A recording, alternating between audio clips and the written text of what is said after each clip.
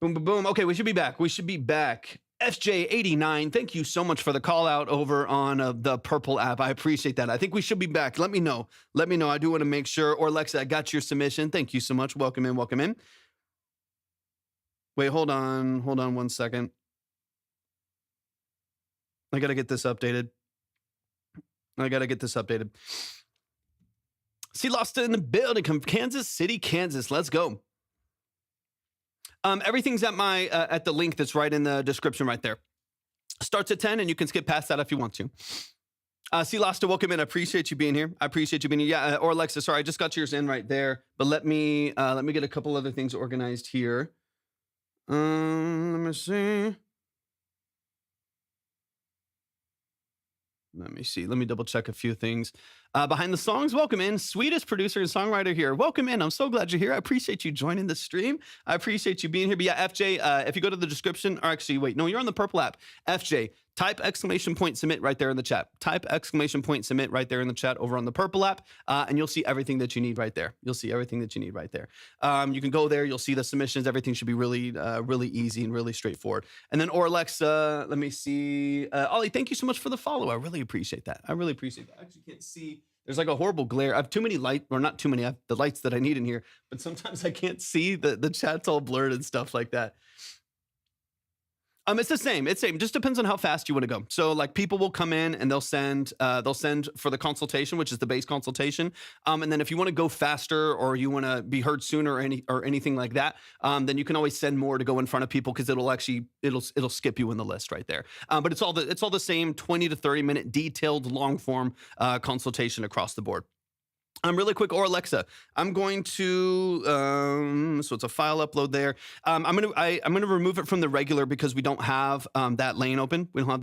So if you don't mind resubmitting, it should just take a second. For you to drop in whatever you need right there. But I'm going to move that regular right there. That way I can make sure the line is clear where it needs to be. Wubs is in the building. We got the family in here. What's up, Wubsy? Good to see you. Julie, I appreciate you hopping in. Winter, welcome in as well. Welcome in. I appreciate it. FJ, I got you. FJ, I appreciate you so much. Thank you for the submission. I got you in the line. You're ready to go. So give me just 1 second here. Kate, I appreciate you joining as well. Welcome into the stream. I appreciate y'all joining. We're going to get a couple things organized here. I'll give my spiel here in just one moment. I'm going to refresh over here and make sure everything is clear. Everything is over at my link if you go to the link in my bio, you'll see everything that you need there. Wubsy, thank you for the heart me. Libby, thank you for the heart me. I appreciate y'all so much. Once again, if y'all are on TikTok, tap the screen, share out the live with a few people. Don't forget your heart me. It does really help out the live stream. Behind the songs, welcome in. I really appreciate you joining. I appreciate you being here. All right, that should be refreshed.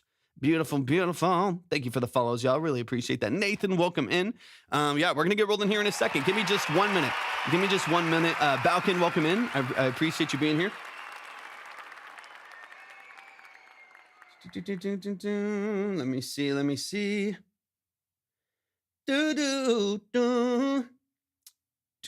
And we're live also right now. Brandy, welcome to the live as well. I appreciate you being here. We're live on the Purple app and the Red app as well. You can find those at my link as well. It's the same live, just in a different format, so you can see a little bit more if that's something that interests you. But we are live on those other platforms as well. So do me a favor, make sure you're subscribed over there, followed over there, and stuff like that. It does definitely help out.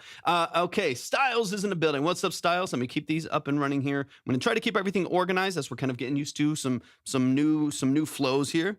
So let's see. Let's see what's happening here. For nothing, I appreciate you tapping into the stream. Welcome in. Or Alexa, if you want to submit, I'm going to remove the one from the regular right there. That way I can make sure I get a fresh submission from you in line with everyone else. So just 1 sec. Or actually, you should be able to just add to it from there, actually. I'm going to see if that works because we're still testing out some stuff. So if you want to, or Alexa, you can just add to yours from there to get you into the regular line since I already have those closed. For nothing, thank you for the follow. I really appreciate that. Lucas is in the building. Welcome in, y'all. Thank y'all for tapping in. I appreciate y'all being here. Let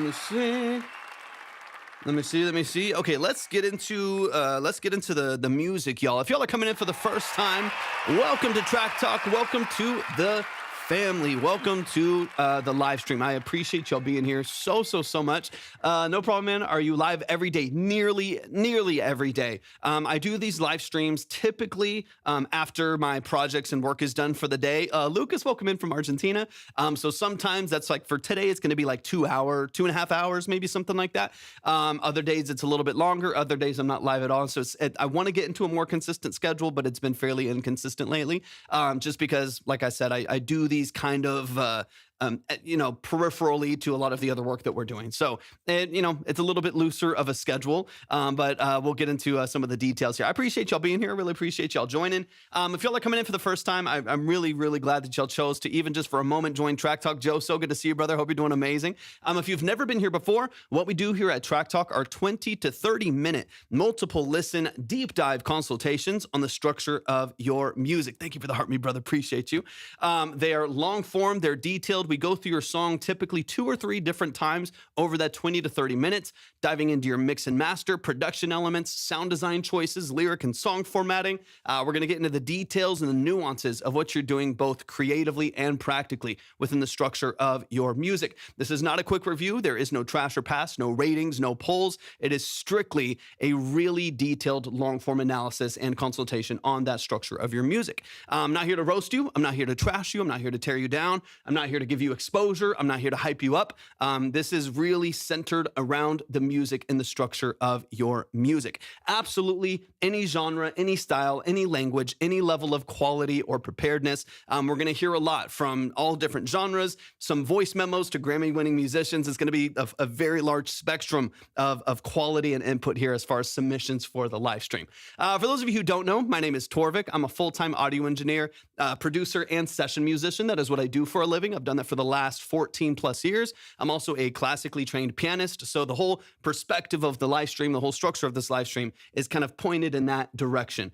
To really get into those details, like I said, it's not like a really like quick breakdown, say, have a better mix, bro, get better energy, and then we move on. It's detailed, it's long, and we're going to take a minute, but the way that we've structured it is hopefully, ideally, that everybody in the chat gains some value, gains community, gains a network, and you're able to get something out of it, whether or not you're on the board or not. If you would like to, appreciate you so much, Joe. I appreciate it. It's all love, man. If you would like to submit, just go to the link in my bio. You'll see the submit right there. That's also where the line is. You can check everything in the same space. Let's see, camera source obstructed. What's going on here? I'm always dealing with some random thing in here. Spirituality with Paz. Thank you for the follow. I really appreciate it. Yeah, if you want to submit, don't submit here in the chat. Go to the link in my bio. You see everything that you need right there. If y'all are on TikTok, do me a huge favor. Make sure you're liking the live, share out the live, and don't forget to send your heart me. It does really help out the live stream. If you would like to submit and you're over on the purple app, use your imagination. You can type !submit right in the chat. If you are on the red app, starts with YT, we're live over there as well, and you can go to the description for the live stream. You'll see everything that you need right there. Thank you so much for the follow over on TikTok. I appreciate that a lot. Let's dive into it. We're gonna get into our first couple songs here, and then we should be ready to go. Let me refresh a couple things here, and then Orlex, I'm still waiting to get you in the proper space here, so keep me updated on that as well. But let's go ahead and get into FJ89's song. Yeah, I got you. 2 minutes. We're chilling, man. We'll play some beautiful piano noises for a second until you're ready to go. And then whenever you're ready, drop some details in the chat. And then we'll dive into it, man. I'm excited.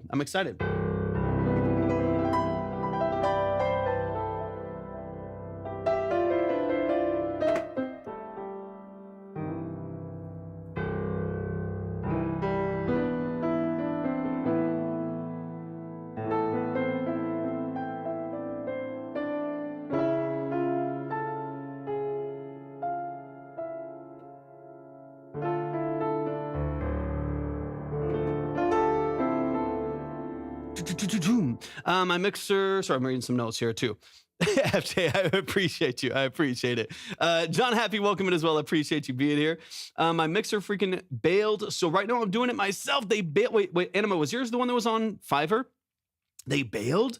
My LUFs are awful right now, but first, even if it sounds horrible, I'm trying to get everything below the clipping line on Fruity Limiter. Yeah, I mean, just go into the rest of your mix and just turn everything down by like 4 dB so that you're feeding your limiter a little bit quieter. Set it at like, negative 0.2 as a ceiling, lower the threshold until you're getting the loudness. And if you're not getting the loudness, then go and back into the structure of your mix and see what might be robbing you of that headroom, whether it's inflated low end, whether it's, some resonances and, the 1 to 3K range, it's ringing a little bit, so, crispy high end, whatever it may be, something that's like really transient that maybe you could compress or suppress or clip lightly, get some harmonics in there to help kind of, balance it out a little bit more too. But yeah, if you feel like you're really struggling to get loudness, even if your limiter is like set right and your threshold is where you want it to be, then it really just comes down to making sure there's a better, a more seamless balance to the rest of your mix. You'll be ready to go, man.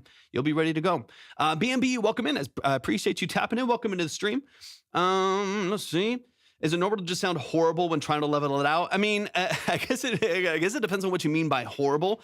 I think for me, I tend, when I first start a mix, depending on what part of the process I'm in, I'm typically going off just a dry mix, where I'm keeping everything really seamless and really dry and just getting levels, positioning, like proper gain staging, clip gaining, if that's what I'm doing on a particular track. I'm getting everything there organized and making sure that it's really seamless. And then if that doesn't sound good, then I need to get back into that. Then it's just maybe source. Like if a dry mix doesn't sound good, then the source probably doesn't sound good. And I need to make some other strategic or like stylistic choices to morph some of those signals depending on the control that you have over them. Okay, got you, FJ and Diary. I got you as well. Yep, you're ready to go. I got you both in line. You can check the line at my link anytime that you want to. Same place that you submit. Double R Music, thank you for the follow. I appreciate it. Larry, the band, welcome in as well. Not good balance, like not at all. Like before I try to mix it, it lost all its energy and stuff. Yeah, just go back to the drawing board, find out your non-negotiables. We talk about this all the time. Find your non-negotiables in the mix, whether that's like, percussion, bass, lead element, top line, whatever it may be. Make sure that those are, it's non-negotiable, that those are present in the mix. Do what you need to do with those few elements, 3 or 4 elements that they do what they're supposed to do in the mix. Present bass, solid low end without mud, nice punch and drive to the percussion and a top line that makes sense in the mix, and then fill in the gaps beyond that. If you ever feel like you're stuck, there's no balance, I just don't even know where to go, bring all the faders down to 0. You know what I mean? And just reset, find your non-negotiables and work from there. Lucky I know that isn't a problem because the VSTs are great. Yeah. I mean, if the VSTs are good and the sound design is good, then it just hit reset. I've done that more times than I care to admit. Just hit reset. If you just feel stuck, go back to the non-negotiables and start bypassing things and muting things and bringing faders down and, decide what has to be there and kind of build from there. Okay. As you may remember, I don't have any actual music videos. The first project had lyric visualizers. Okay, cool. All right, let's get into it. So this is FJ. FJ, just do a quick reminder as well. This is an artist from South London, UK. Let's get into it.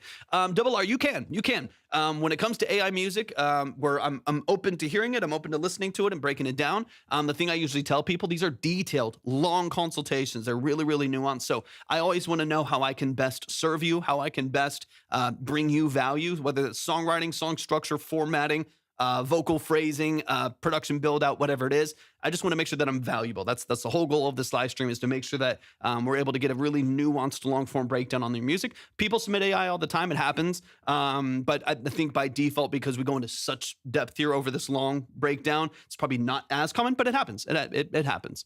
You're doubling right now. No one else has said that I'm doubling. So Joe, just maybe try hopping out of the stream and hopping back in, and hopefully it'll fix it. Sometimes when there's like a weird audio issue or something like that, hopping out and hopping back in, or closing the app and coming back in, we'll usually fix it. I'm not getting any echo on my end at all between all of the different platforms I'm on, and Libby says it's good, so should be fine. Hopefully we're fine. Try swiping out. Thank you for the follow as well. I really appreciate it. All right, let's get into it, y'all. Let's get into it. Beautiful. It sounds good. It's usually just some random little thing like that. And welcome in. Thank you for the heart me as well. We've got FJ in the building. But yeah, FJ, give me a quick reminder, and anyone else in the chat who might want to know, because I'll read it to people as we go, what you do in your music, the role that you play in your music, so on and so on. Yeah, if you want to submit music, go to the link in my bio. Everything's right there. You can see the line and you can see submissions. So this track is probably the dark horse on my upcoming session. EP, session 2 EP, which is the follow-up. It's moving. The chat is moving, which is follow-up to the first Therapoetry EP. Okay, beautiful. It's like real personal storytelling with a more spoken word type flow. Let's get it. Let's dive in. Let's see if this will work for me here. Sometimes it's a little tricky. There we go. Blood, sweat, and tears. My blood, sweat, and tears.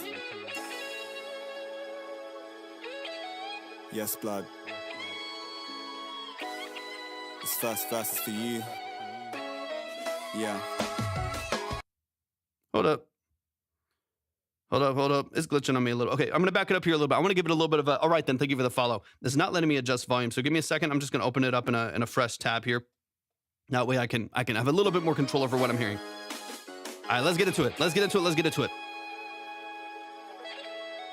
FJ89, who we're listening to right now, they write and record. They don't produce or engineer. My blood, sweat, and tears. Are you going to be working with an engineer on this, or are you going to try to engineer blood. it, or you're going to send it to a studio or something like that? This first verse is for you. Yeah. Yeah. Hey man, you broke my heart. Growing up was so hard. Conflicted cause I hated you, but I still needed a father. Earliest memories fucked. Flashbacks to the past. Scars on my back can't compare to these scars on my heart. Know I should forgive and forget, but I can't. Blood's thick, but I needed water to grow as a plant. I still pray that he guides me closer to the straight path. And if so, I guess that we can kick it in the hereafter. You only get 8 bars, I'm afraid, mate. But it's all good, Carl. Let's go. Another man stepped in. A real man, you could say. But weren't no half-stepping. Stepped up. Stepped into the mess and swept up. Weren't always easy, but we got there step by step.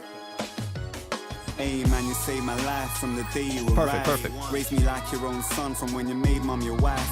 Blood's thick, I know, but that man endangered our lives. Who knew that through you would be the way to survive? Always taught me do right, always knew I was bright. Helped mum raise her son in the dark of the night. Always provided protection and shining armor at night. 4 kids, but when they asked, you're a father of 5. No, we weren't always the tightest, and yeah, sometimes we collided. But never wronged me in your life, I swear you done me the rightest. So many times I strayed the widest, almost ruined my life. Flew me out to Dubai when I was really outside. Told me we gotta work twice as hard, cause we ain't white. Introduced me to hip-hop, man, you're the reason I'm rhyming. Now I ain't got your You got some great lyric structure here. Got your eyes, but you already know, man, when they see me outside, I say I'm Jav, son. Superhero for real. Never broke a sweat. Now, let's take it to my day one. Right? My ride or die. Right? Apple in my eye. Right? My one and only. Love of my life. Feel me now, listen. Mum loves me. Mum raised me. Mum fed me, dressed me. Mum saved me. I like the production too. Make you crazy. Where'd you get the production? Your mum, I was a baby. And let me know if you have track outs for it. Mum's life. Put my life before my mum's life. All the tears that you cried, you still forgave me. Before I lose you, I'll beg the angels to take me. I put you through it all now, you never blame me. You just praise me, pray for me on a daily.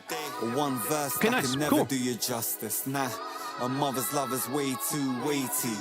Never cease to amaze me, the shit shaped me. Your first great structure. Hey mom, I'm still your baby. Paradise lies under the feet of your mother. Blood, sweat, and tears in my DNA. See, this is what made me. Let's go. Y'all show some love. Show some love. That is FJ, Blood, Sweat, and Tears. Let's dive into it. We're going to run it back from the top. We're going to dive into some details here. Go through the full breakdown here that was produced by Jay Skeebs. They got the stems and purchased it exclusively. Beautiful. Love to hear that. Obviously, that's gonna give you a dramatic edge in building out this mix and working with an engineer. So that's gonna be awesome. Let's run it from the top. Let's dive into some details. Just quick reminder as well, if you would like to submit your music, go to the link in my bio. You see everything that you need. You can see the line there and the submission form right there. Should be really simple to send everything in. Let's dive into it. Lines are wide open right now. This is from the Therapoetry Session 2 EP that FJ is working on. The song is called Blood, Sweat, and Tears. And this one here, this was out 8 months. This is not like a final, right? Are you still working through mix on this? I'm trying to look through some of the details here. I have it on YouTube, but it's not released, right? I don't think it's released, but maybe it is. Maybe it is. Let me know. But let's run it from the top, y'all. This is Blood, Sweat, and Tears by FJ. But yeah, if you want to submit your music for a 20 to 30 minute multiple listen deep dive consultation into your music, just go to my profile, click on the link in my bio, and you'll be ready to go. Let's get into it. Blood, Sweat, and Tears. Part of a 3-track preview that I uploaded. The project's not been released yet, nor has this track on Or is this track on streaming platforms only on YouTube? Okay, so you're still working, like you said, you might still get some of this mixed and balanced and stuff like that. Let's run it. Let's run it. Blood, sweat, and tears. Sander, welcome in. Welcome in, welcome in. Y'all keep tapping the screen over on TikTok too. My blood, sweat, and tears. Yes, blood. This first verse is for you. Yeah. Hey man, you broke my heart. Growing up was so hard. Conflicted cause I hated you, but I still needed a father. Earliest memories fucked. Flashbacks to the past. Okay, couple quick things, and we'll dive into some of the nuances of the mix build out, because I want, even if you're going to an engineer or a studio, I want your pre-mix, your early kind of producer mix on this to still feel as energetic as possible and give you the best representation of your work as possible, right? So when you are demoing to go to an engineer later, the closer you get to at the very least, the ideas that you have in your mind, the better it's gonna be, right? If you have this like really, really bright, crispy vocal and it's like really exaggerated in that range, when you go to the engineer, it's going to be like a completely different world, right? They're gonna try to mirror a lot of those early things that you're doing as well. Is that a Tickfinity thing there? I don't know what Tickfinity is. So I guess the answer is no, but I'm actually not familiar. Let me know what it is. Sayers, welcome in as well. I appreciate you being here. And Stellar, I appreciate you hopping in. So I would definitely focus on balancing a couple of these elements, even if you're not going to be the engineer, so that the kind of the aesthetic of your early pre-mix and your like early just tracked mix here is as close to what you're wanting in the end result as possible, even if it's not like balanced perfectly. Obviously, it's not going to be.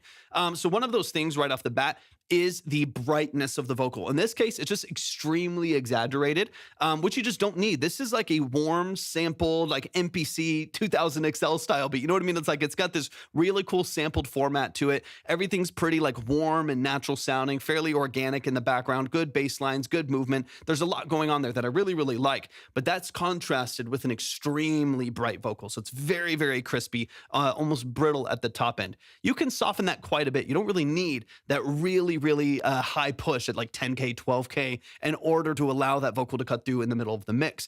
You can soften that quite a bit and not have to worry about it not being able to jump through. If you have proper levels of compression, good control over your dynamics, and a decent, a decent movement for your EQs, you're going to be fine. 505, welcome in. I appreciate you being here. Everything's at the link in my bio. Thanks for tapping in today. Nicole, welcome into the live as well. So for me, this big push, this like 6-7 dB push that we have at like 10K, 12K at the top of that vocal, soften that by like 3 or 4 dB. Slim, it's so good to see you. I hope you're doing fantastic. Good to see you. You can soften that like crazy, right? 3 or 4 dB, bring it back down, bring it back under control, and regain a little bit more. Jesus, no, don't say it. Don't say it. It's like a trigger word in here. And then regain a little bit of warmth around like 300 and 400 hertz, like kind of in that pocket right there where you're missing a lot of energy right there. I want to rebalance that again, even before you go to an engineer. So there's a better representation of your goal for the record, right? It's not to have this like crispy, bright brittleness, but to have this like really warm, engaging, like you said, this is more spoken word. And a lot of what you're, like you mentioned in the messages and stuff and over on the Purple app. Jesus, I know. Seriously, it's like when you like a hypnotist and you just start saying stuff and it just catches. Anyways. You want to get as close to what you're looking for as possible. So that's one of the main things. One of the first things here is just rebalancing that vocal 300 or 400 hertz, giving it a little bit more warmth and a little bit more energy there, and softening that huge push that we have at like 10 to 12K, and then kind of push it from there. You know what, Slim? All right, let's get it. Let's keep it going. Scars on my back can't compare to these scars on my heart.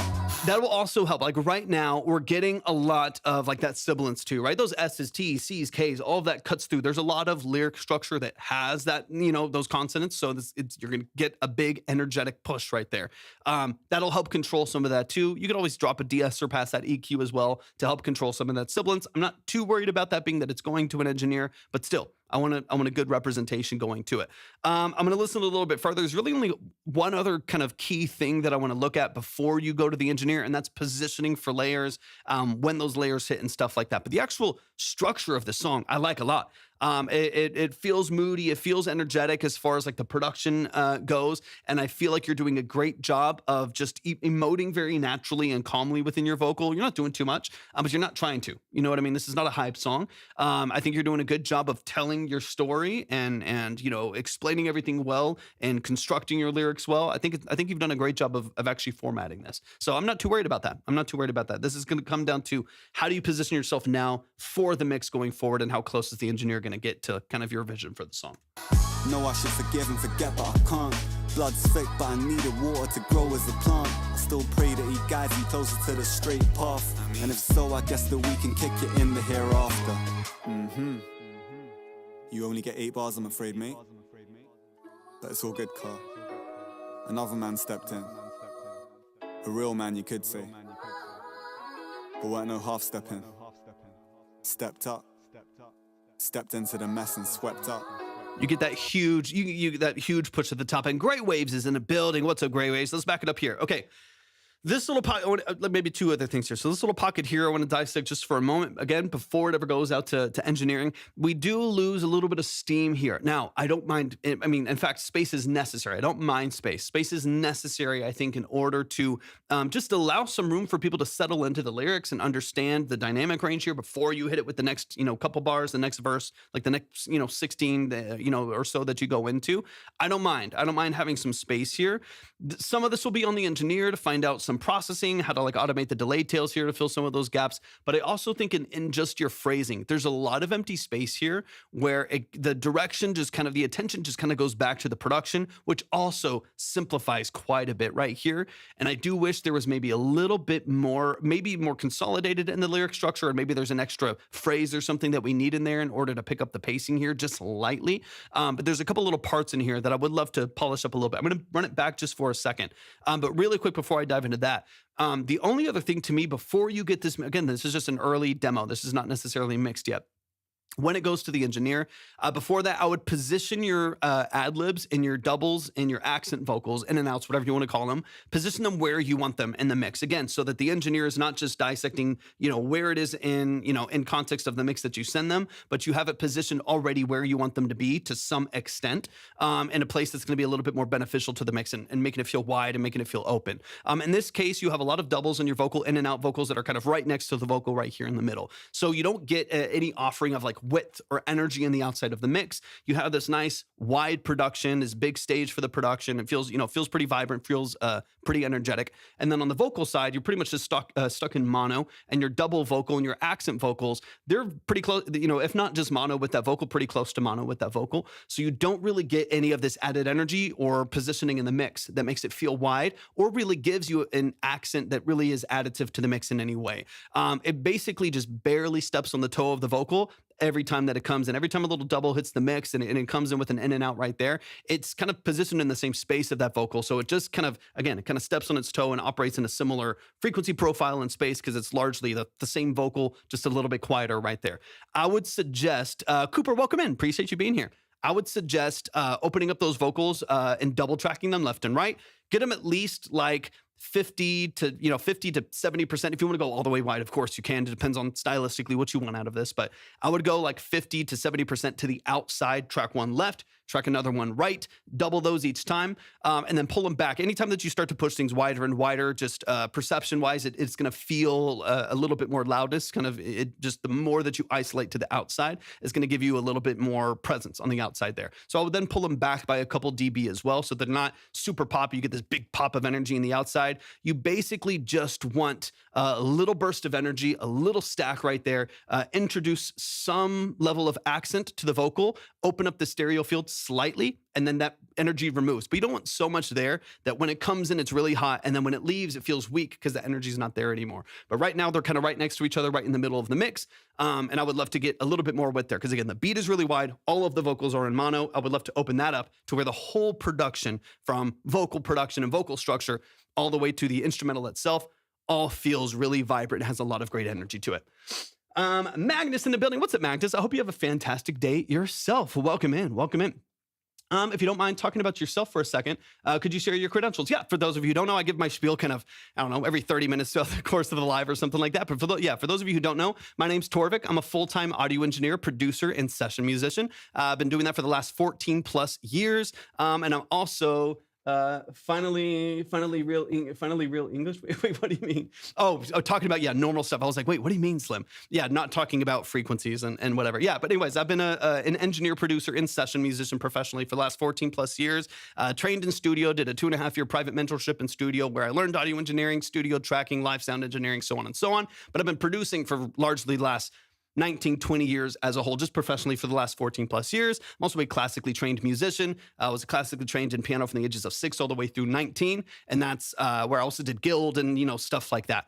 So that's kind of the loose bullet pointed story. I've been playing drums since I was 4, piano, like I said, since I was 6 years old, classically trained, taught myself guitar at 8, taught myself Pro Tools at 12, and kind of moved through there. Anyways, and that's the bullet point right there. What genre do you typically like to work with? I work in and around a lot of different genres, so it's kind of hard to say. I love synths. If you couldn't tell, I have a whole bunch of them, and we'll get many more. I love keys. I love synths. Like I said, been playing piano my whole life, largely speaking. So anything that has a lot of synths, and that could be a cinematic score. It could be pop and hip hop and R&B. It could be synthwave. It could be 80s style, synth pop, dream pop stuff. It could be anything. It could be a trappy. It could be drill. It could be whatever. So I like a lot of different stuff for a lot of different reasons. My favorite stuff is just stuff that has good quality instrumentation and stuff like that. But I enjoy challenging myself as a producer and as a session musician as well, and working in a lot of different spaces. I think it's a lot of fun. Okay, so those are the main bullet points there, FJ. Let me push forward here just a little bit. Once again, if y'all are wanting to submit, if you're over on TikTok, then just go to my link in my bio, and then you'll be ready to go. For real, I'm not cut out. I'm zoned about. No, yeah, feel free to zone me out. Feel free to, of course, Cooper. And thank you for the follow as well. I really appreciate that. Yeah, feel free to ask questions in the chat. I try to get to like a couple questions as like in between songs and stuff like that. But also, my brain gets fuzzy if I do that. Sometimes it'll be all over the place. Daniel, thank you for the follow as well. I really appreciate it. Okay, let's keep it rolling. Let's get into kind of the outro of the song here. But FJ, I think you're doing an awesome job. Like I said, structurally speaking, lyrically speaking, I think you have a lot going for you here. The main thing that I'm like kind of positioning here is making sure what gets sent to your engineer is closer to what you want it to be. You know what I mean? That way, when you get that vocal, they don't just try to mix it in mono with that vocal, but they open it up the way that you want it to be. And that's going to come down to the way that you demo and how you send those multi-tracks to them. So good to see you again, Tor. I missed you last time. Thank you, Nathan. I appreciate you tapping in. Welcome in. Okay, let me get into this outro here. My one and only. Love of my life. Feel me now, listen. Mom loves But you have me. some good filler. You have some good like ad libs in between. You have some good lead-in lines for your next, pocket of bars right there. Like, you're doing a good job, man. Seriously, there's a lot to like about this. Mom raised me. Mom fed me, dressed me. Mom saved Emmanuel, me. welcome in. The shit we've been through will make you crazy. Couldn't protect you, Mom. I was a baby. Mom's life. Put my life before my mom's life. All the tears that you cried, you still forgave me. Before I lose you, I'll beg the angels to take me. I put you through it all now, you never blame me. You just praise me, pray for me on a daily. But one verse that can never do you justice. Nah, a mother's love is way too weighty. Never cease to amaze me, the shit shaped me. Your firstborn, hey ma, I'm still your baby. Paradise lies under the feet of your mother. Blood, sweat and tears in my DNA, see this is what made me. Y'all show some love. That is FJ. It's FJ89 over on the I'm looking at I'm like pointing at my speaker down. I'm like pointing at my monitors down here. It's FJ89. Y'all are up here. The camera's up here. It is FJ. I don't know what I'm doing, y'all. It's chaos. It's FJ89 over on the Purple app. Show them some love and support. But you can find FJ on platforms. I'm sure we got some new music coming out soon. So I'm really excited for you to finalize these, get them sent to an engineer, polish these records up, get them positioned well. But I think lyrically and structurally speaking, I'm really enjoying the direction that you're going. It does feel very personal. It does feel emotional. It does feel weighty. I think you're doing so many things really, really, really well. This is just making sure that you're in the best position possible, working with an engineer, working with the studio to get this done in a way that makes this a real record. You know what I mean? That just feels really incredibly powerful. So y'all show some love to FJ. Let's keep it rolling here. Let's keep it rolling. Let me get back into the line here. We're gonna keep things flowing here. Finish, beautiful. Sorry, I'm getting caught up here for a second and getting back used to some of the ways that we do things here. So I'm gonna go ahead and let me tackle a couple things here really quick. I'm just kind of getting used to this format. So let me get this stuff lined up here.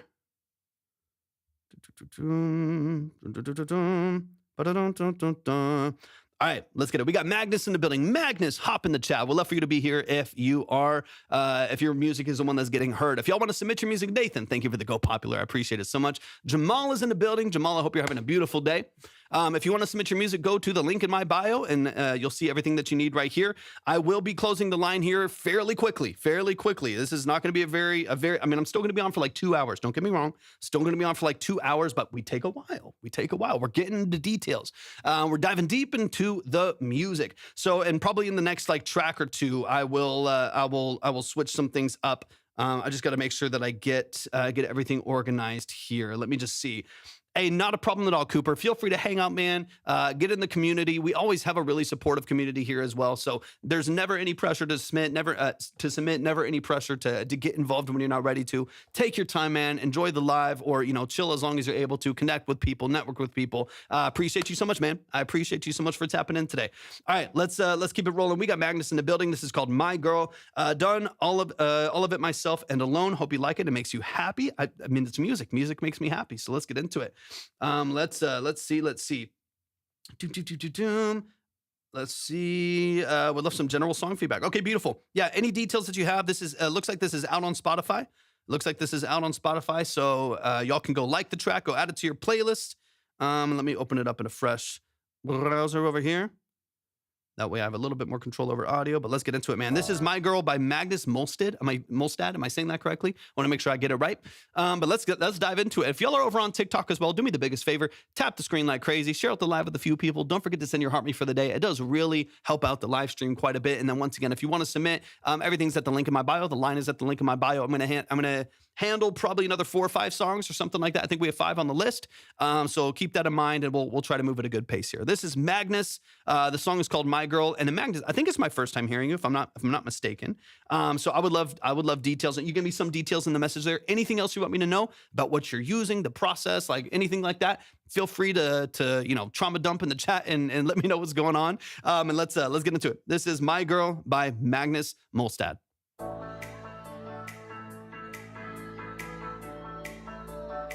Already a little like 80s vibe. Little like Oberheim DMX.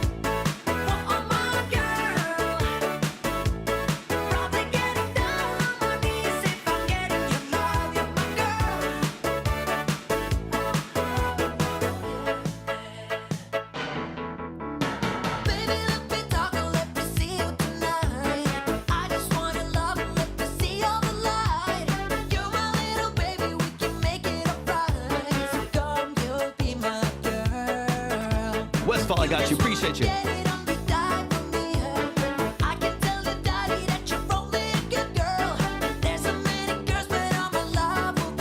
Talk to me about your process, Magnus. What are you using?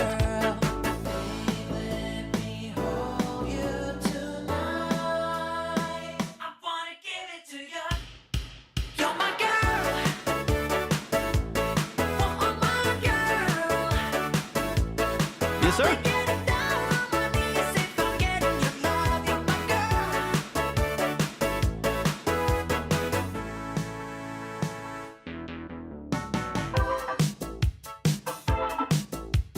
What's up, Jenna?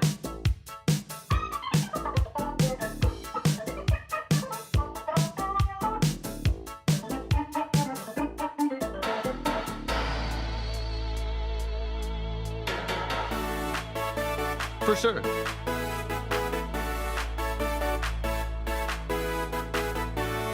And you're mixing everything yourself? You're my girl. Oh, my girl. Probably getting down on my knees if I'm getting your love. You're my girl. That's your voice? Hold on. Y'all show some love. Show some love. Let me see something. That's super catchy. Let me see something here.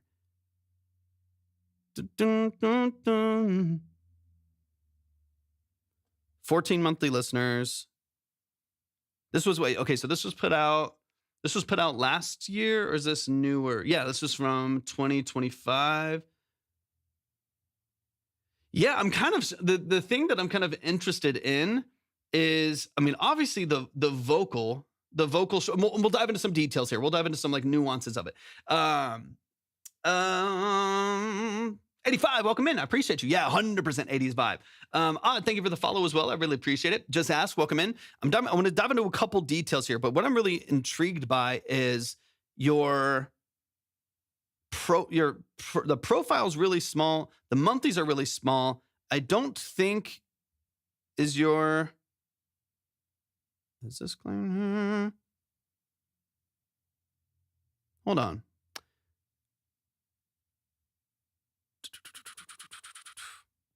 I'm looking at some of the details here on Spotify. Actually, I'm just like reading through some of your stuff, and I want to get into some of the nuances here in just a second. I want to actually hear. I'm going to bounce to another track really quick. I want to listen.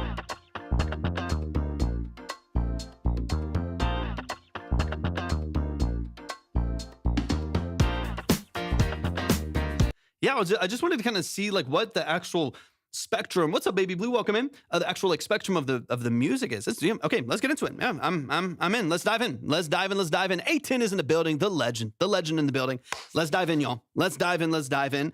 This is My Girl by Magnus Molstad. Yeah, it's open. Link in my bio. You'll be ready to go. I'm very surprised. That's why I was just trying to look through the Spotify, look through your like the profile on here and stuff like that, at how good a lot of the production quality is versus the amount of exposure that you have, the amount of setup that you have on any of your profiles and stuff like that. Sounds good, Cooper. I appreciate you tapping in today. Welcome in. I'm so glad you're here. Yeah, so let's dive into a couple of things here. My thing is the 80s. That's anyone who's been here longer than like a month knows that's my obsession. Is 70s, 80s music. Into the early 90s, but like 80s music. That's why I've got all these synths here in the background. You can barely see my hand over there.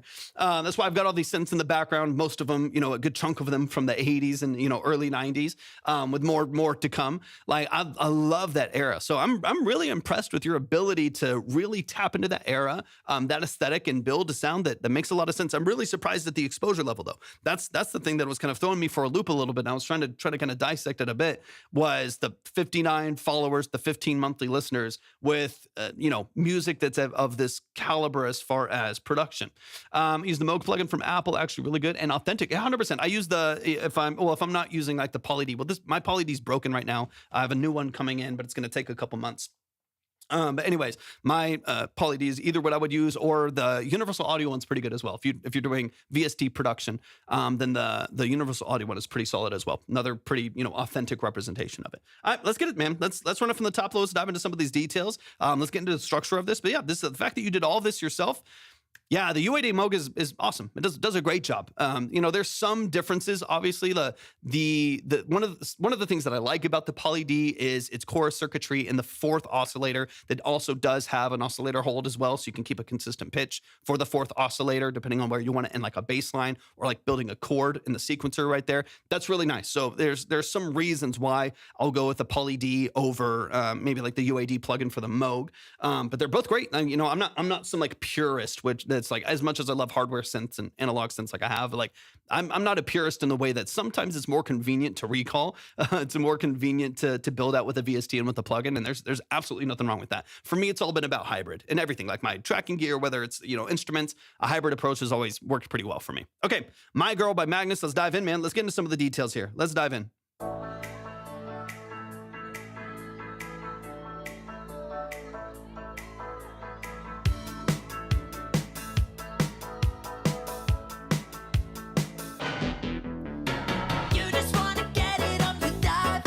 do you have videos?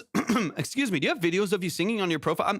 I'm blown away that you don't have more people listening to what you're doing. I mean, there's like obviously comparisons that people are going to do, right? Everyone's going to just say you sound like Michael and a couple other people emulating that sound a lot. But do you have videos of you singing and videos of you doing your thing on YouTube, on TikTok, on Instagram, or anything like that?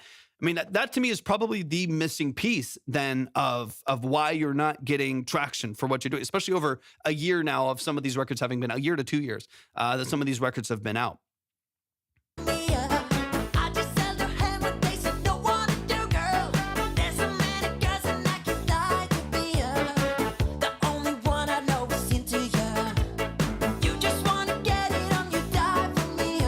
Seeing Frosty, I gotta see. Okay, hold on, I gotta see it. Let me tap into the live real quick over on the other one. I gotta see it, man, because I'm confused. I'm confused. I mean, I'm excited, but I'm also confused. Hey, Jen, welcome in. I appreciate you being here. I gotta see. So hold on, I'm gonna tap it over here. I gotta see Frosty the Snowman. I gotta see what's going on there. Let me see.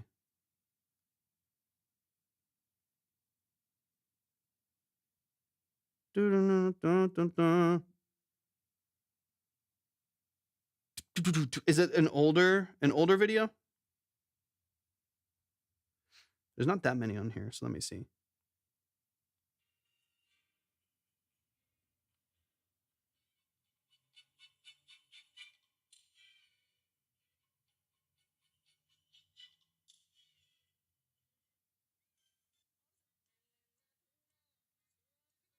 Let me see.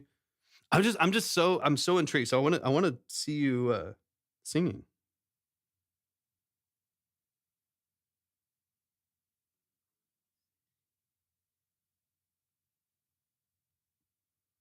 Wearing a beanie.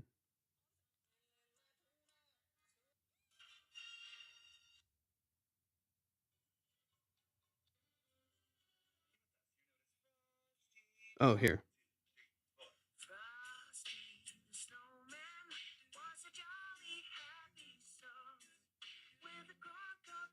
That's sick. Sick. It's so cool. That's one that to me is like the missing piece here. Let me get out of here now. I wanted to see you actually singing, because that to me, yeah, I know, like amazing voice, cool vibe. Again, I'm obsessed with the sound. I'm obsessed with this era, this emulation of this instrumentation. We've got to get way, way, way more of that on there. Way, way, way more. We need to see you singing. We need to hear what you've got. You've got pipes. You've got a great voice. You've got great production structure. You're doing it all yourself. And to be honest, you're mixing really well as well. Like you're doing all of this yourself on Logic. You're not really relying on anyone else. You have complete ownership over your music. I think you're doing a fantastic job. So all of that being said, one of the missing pieces of the fact that you're not seeing any like movement from this, you're not seeing any like openness and people responding to what you're doing. Yeah, show us what you got. Yeah, exactly. I wish I could do their voices. Yeah, like you're awesome. Yeah. Anyways, I'm reeling on that for a second because it's almost to me it's like a shame. To me, it's like a shame to hear this. We can make it up and if you're not in a mood. To hear that and see 15 monthly listeners and 59 followers and like no actual movement and openness. Yes, sir, Aiton. Yes, sir. Yes, sir. Everything's fresh. Everything's organized. Everything's right where it needs to be. You can check the line over there. You can get everything, in a really seamless way. That way I'm not bouncing all over the place all of the time. But like to hear that and see what you're doing musically and understand what you're doing vocally and your writing and in your structure, like to me, it's like, it's a shame that you don't have, let's just say like 1,000, you know what I mean? Do you still do, wait, hold on.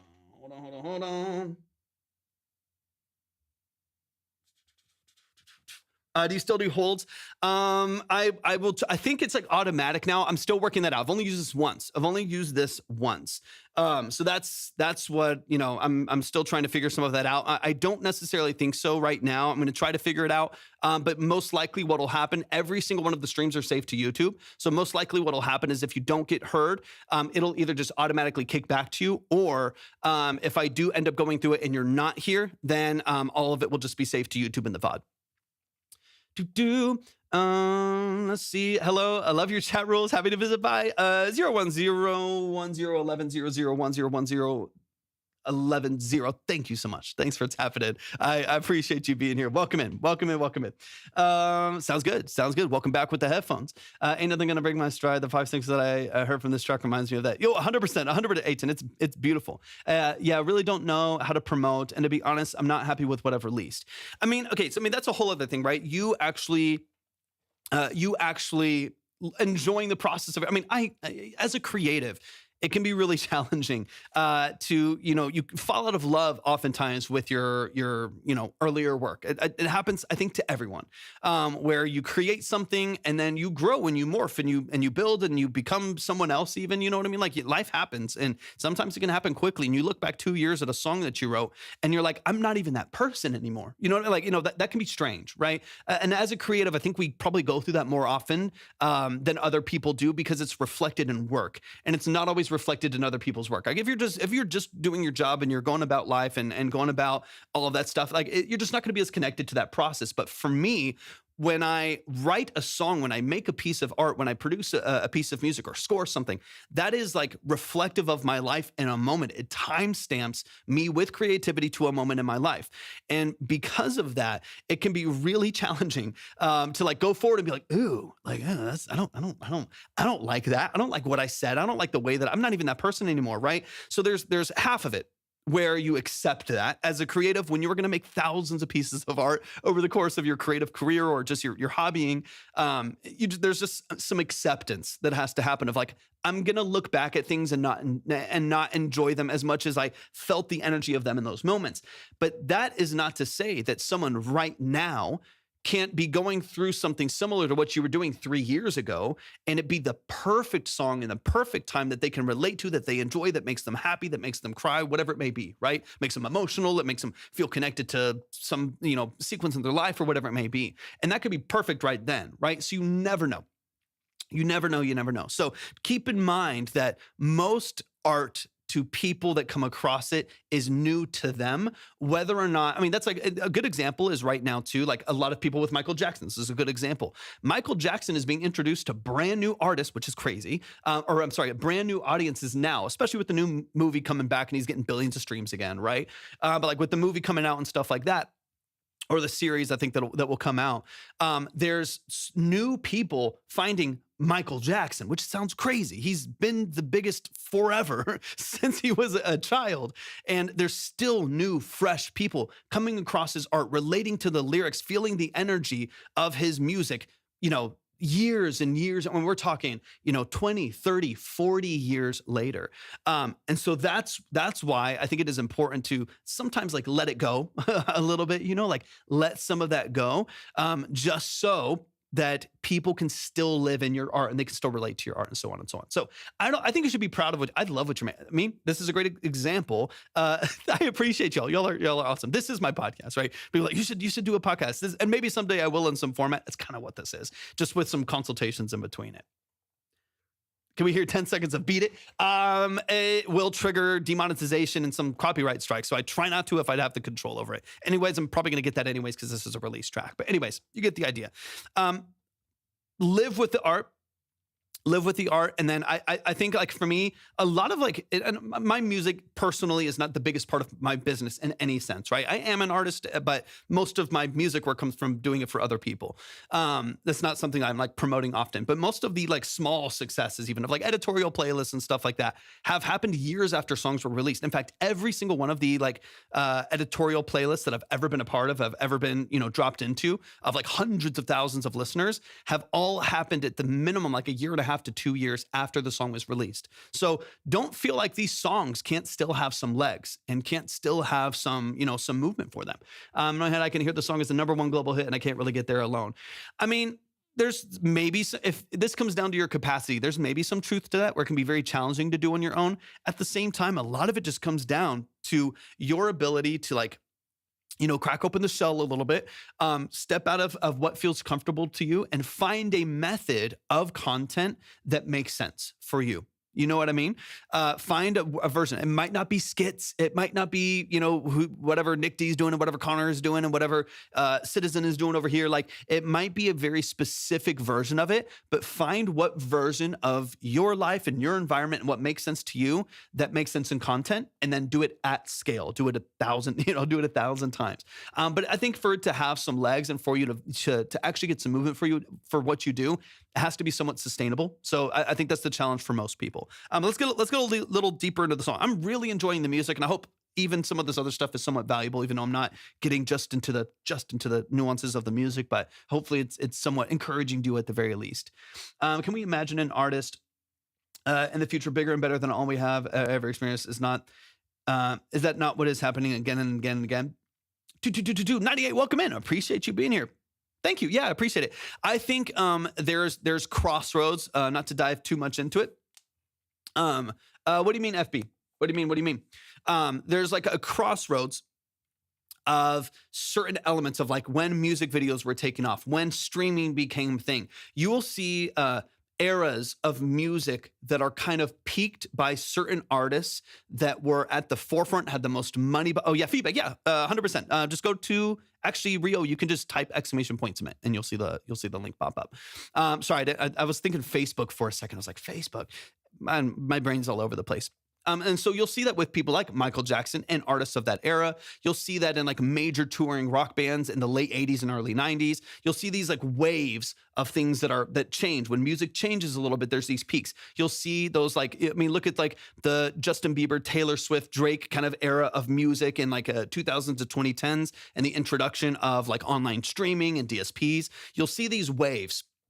You'll see these waves of like peaks of people that were at the forefront of those. And then there'll be a much smaller groundswell underneath that, right? And so I do think because of those waves of technology, the likelihood and the saturation of these industries, because of those waves of technological advances, now AI being the next one of that, I think because of those advances, it's less and less likely. The saturation kind of moves out, it's less up. I don't think we'll ever again get an artist like some of the 50s to 80s artists. I don't think we'll ever get that level of like global adoration for singular smaller groups of artists and producers and vocalists and bands and stuff like that, because saturation has moved out this way, where now anyone can make anything at any time. And I think because of that, we're kind of in a different era. Okay. Thank you. There it is. Yeah, there's the link right there. Okay. Anyways. I can tell the daddy that you're only a good girl. There's so many girls, but all my love will be Welcome in. I appreciate y'all stopping by. Let me hold you tonight. I wanna give it to you. You're my girl. Oh, my girl. This is great. That's great. Probably get it done. Yep. That's huge.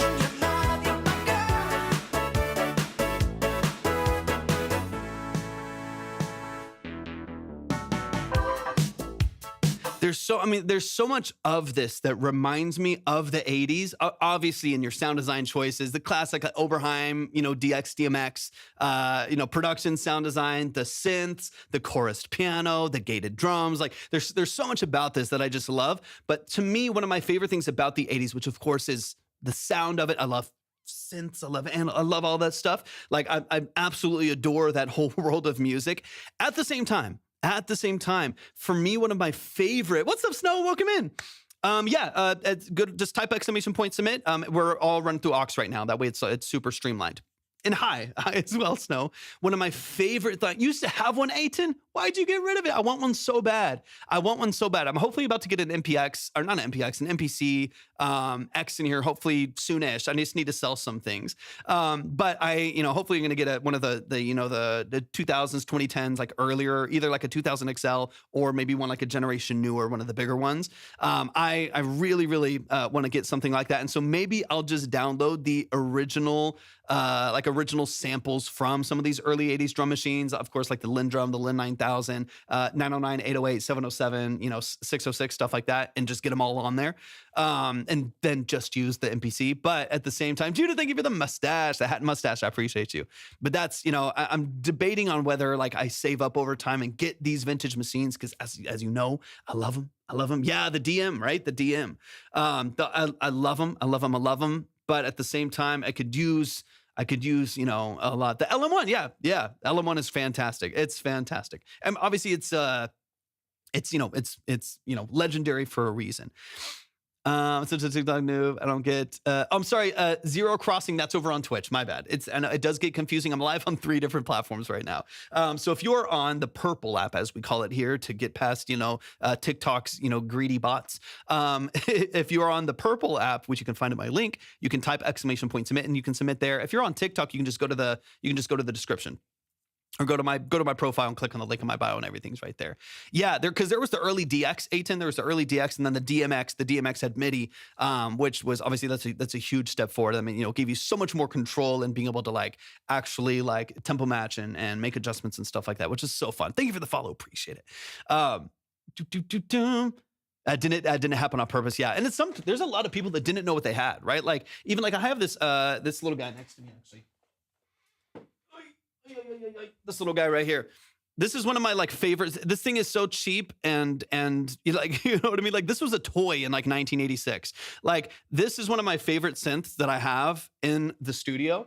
And these were let go for nothing. People would just throw them in the trash can at Sears and no one really cared about them. And the next thing you know, this Casio SK1, next thing you know, they're selling for $200-300. I got mine for $75. I ordered it from Japan on eBay. It was one of the only ways. Just waited a little bit longer to get it. I got it for $75, but the nice condition ones, this one's in good working condition. They go for $200 to $300 now, which is so wild. It's so wild. A little bit of both. 01. A little bit of both. I mean, I like the older DACs. You know what I mean? I love the older transform or the older supplies and stuff like that. They do just have something very specific. It's a vibe. It's a crunch, lower bit rates. There's something specific about that I do think is special. At the same time, how that presents in my mix depends on how transparent I want my mix to be. You know what I mean? And if I want to be doing some actual vinyl sample chops and stuff like that, then it might be better to get a newer one and have a little bit better clarity and then I can just saturate it at a DAW or something like that. But yeah, it kind of depends.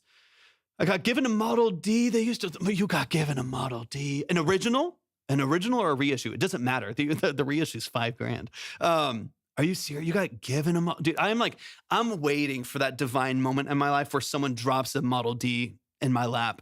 And that's crazy. That's crazy. All I want is a Yamaha DX7 Magnus. I just got one a couple months ago. Well, you can actually, if you look right above my head right here, the second synth right there, the second synth underneath the Juno 106. And this is live, by the way. There's my hand. Boom. This one right here. That's my new DX7 original. It's one of the first years. I can't remember the serial number, but it's one of the first years. It's 1983 or 4. I'm obsessed with that thing. I'm obsessed with it. It's so cool. It's such a vibe. It's old. It's quirky. It's weird. But I love it so much. Okay, let's get into the outro here. And then we'll update a couple things. I will close the line here in just a second. But the DX7, those are my babies. I want to get a D50 here pretty soon. I'll probably put it at the top there. But I want to have that 80s trilogy. So I have the Juno 106, I have the DX7, I have an Ensoniq underneath it. That's my Rompler SQ1 Plus. And then of course I want to get a D50 for linear synthesis at the top. So you get some of those really washy, pads and stuff like that. That'd be fun. I want one so bad. I need to sell one more. I have a couple things that I'm selling here in the studio. I need to sell one other thing, and then I'm going to pull the trigger on one. I'm about to pull the trigger on a couple other things. I need to sell one other. I have a couple synths. I'm selling the Ensoniq. So I want to get rid of that and get a couple other synths in here. Just about a D-Mine 12. Shout out to the D-Mine 12. It's a great synth. I love the Behringer stuff too. People knock on the Behringer stuff, but I like it. I like a mix of both. For one, it's access, right? I have the Juno, I have the DX, those are, and I have a DX21. It's in a case over here, but I have a DX21 as well. I love the vintage, the old stuff. I like the got you, Stowe. I like the old stuff. At the same time, you can see the Poly D back there on the rack over here. I've got a Pro 1, a Pro 800. I've got a What is the other one? A K2. It's like an MS-20 clone. Like I love having a blend, right? Like I'm not about to buy a vintage MS-20 for $2,500. I'm not about to get like, the Pro 800 for, those are about like $1,500 or something like that now in great condition, like, excellent condition. And I don't have space for that many key beds. And so I love having some that I can like rack up, and the Behringers are great for that. Like, so I have a huge like 42U or 45U rack that I have my studio equipment in, all of my rack stuff, but I also have some synths in there. Please me my last three messages. DX27, 100%, dude. I love it. Let me see. My main issue is that I like funky music synths, funky catchy bass sounds, and with a similar voice to MJ. It's hard to not sound like I'm trying to copy him, and I really don't try to, but I really love that style regardless of MJ. Yeah, that's the thing, right? That's the thing, is like you're always going to run into that, and there's going to be pros and cons to it. I think a lot of it comes down to you accepting some of those pros and cons. You know what I mean? Like, I think some of that just comes down to you being like, hey, I do sound like this. Let me make sure that there's identifiers in my music that make sense, that are me. Like, you don't want people to go to your page, like me initially, when there's like no social media presence, we can't see you. I think that was my initial gut reaction, is I went on your profile here, could barely see you. Your picture's not, very clear. It's not identifiable. You know what I mean? Your description's fine, but like, and then on social media, there's not a lot of that like identifiable, like this is you, you're an artist, this is what you do. And then seeing you do it, you know what I mean? And so that's why I was mentioning that stuff as like the first thing that we were talking about, is that that's going to be the way that people fall in love with your music. There's a lot of people that have tried to be other artists, right? There's a lot of people that sound like Tate McRae right now. There's a lot of people that have tried to be Drake and Taylor Swift. There's been a lot of people that have tried to be all these different people. You know what I mean? Juice WRLD, dude, especially. There's 50,000 people right now trying to still sound like Juice WRLD. And I think, for me, a lot of this, what this comes down is like, if you do have a voice like that and you do gravitate towards that style, you can't do anything about it. It's just what you enjoy, and you're making it for the art of it. If that is the case, make sure people can identify you. You know what I mean? Like, make sure through your social presence, through the way that you like actually put out your music, your release format, and then in the music yourself, that there are identifiers of your sound and your voice, no matter if it's close, but people got to be able to see. That's why this is the first thing I mentioned.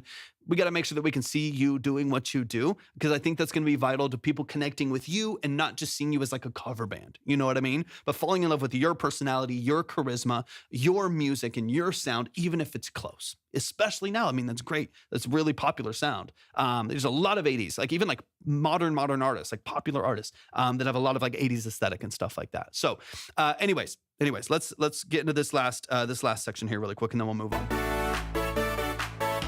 Yeah, that's true, Aiton.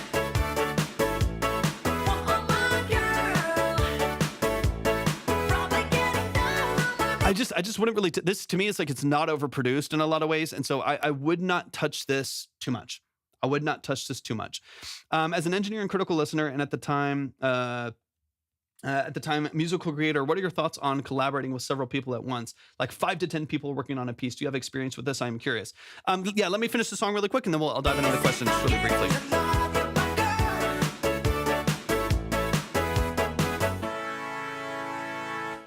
Yo, show some love. Amazing. I do have experience collaborating with a lot of people. I've done session work where there's been a lot of people. Magnus, I appreciate you so much. I think you're fantastic. For me, this is more of like, I hope this is more of like an inspiration to you of like, dig in, lean in, and really start to show, even if it feels cringy, probably the cringier the better, to be honest. Even if it feels cringy or it feels awkward, it feels uncomfortable to you, I feel like I'm Sean Evans right now. I'm like, this camera.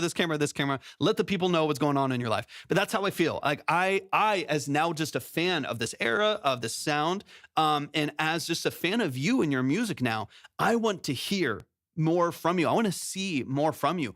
And if you don't give that, like here, even in this live of, 20 people over here, 10 people over here, we got 30 people listening to your music right now, 30 plus with other platforms, like 30 plus people listening to your music.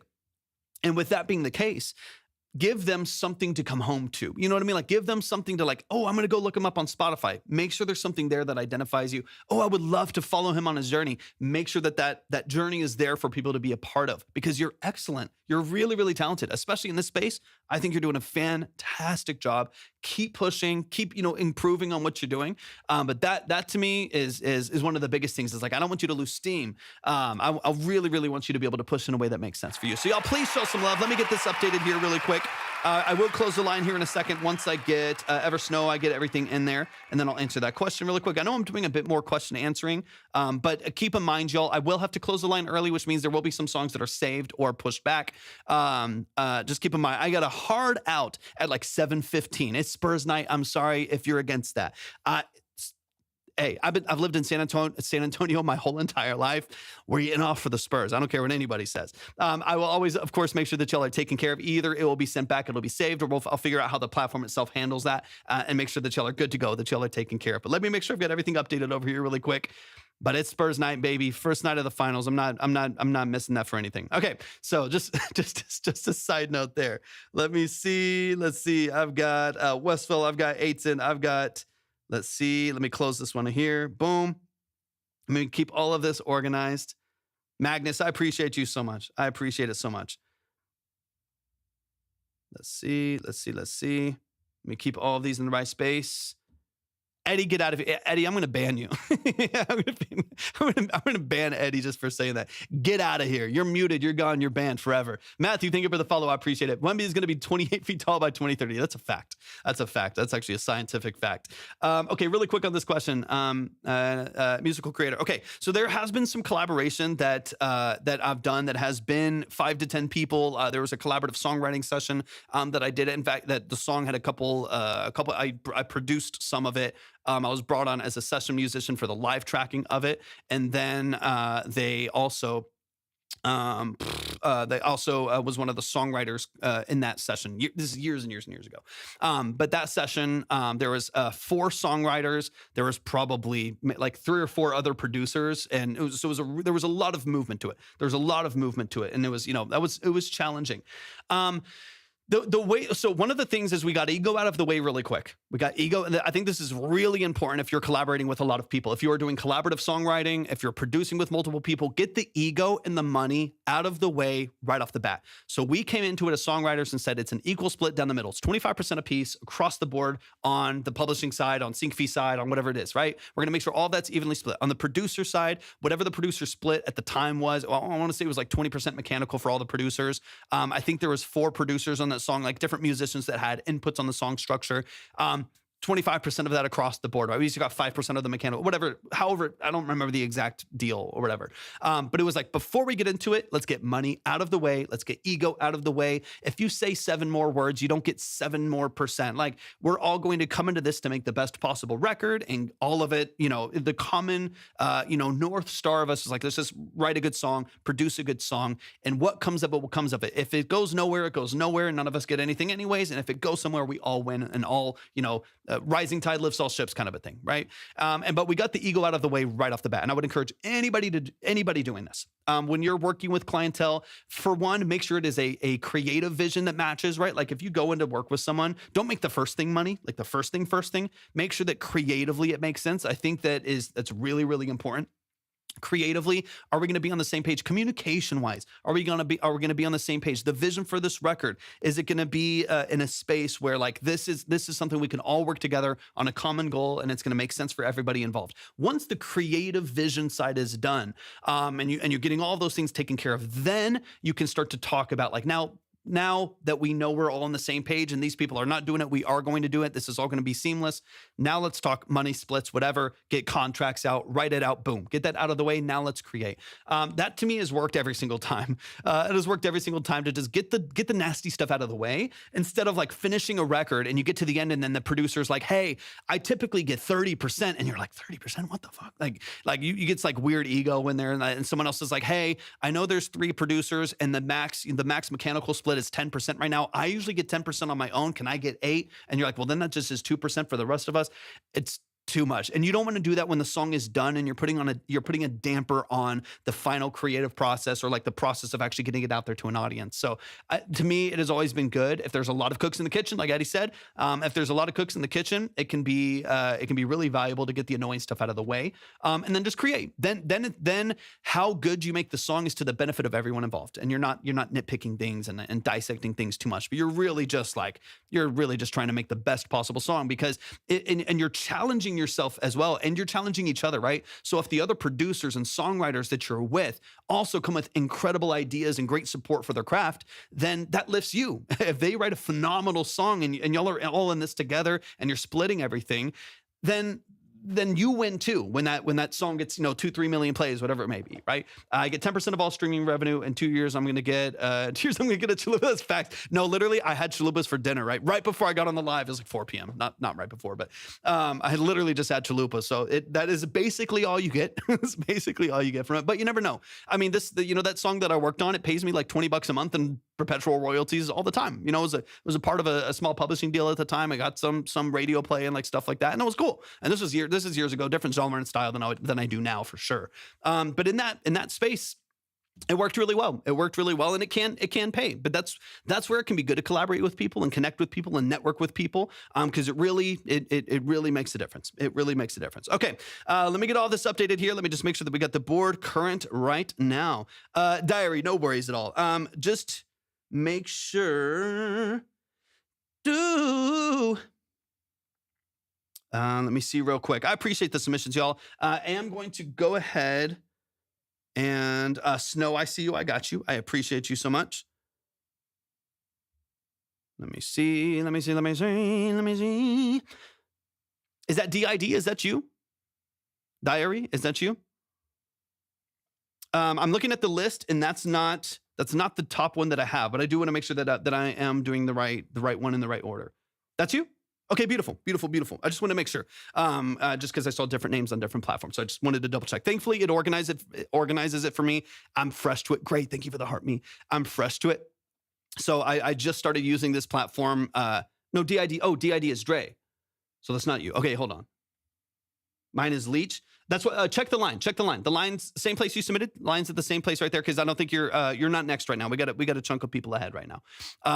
Yeah, DID is Dre right there. So I was like, wait, I don't think so.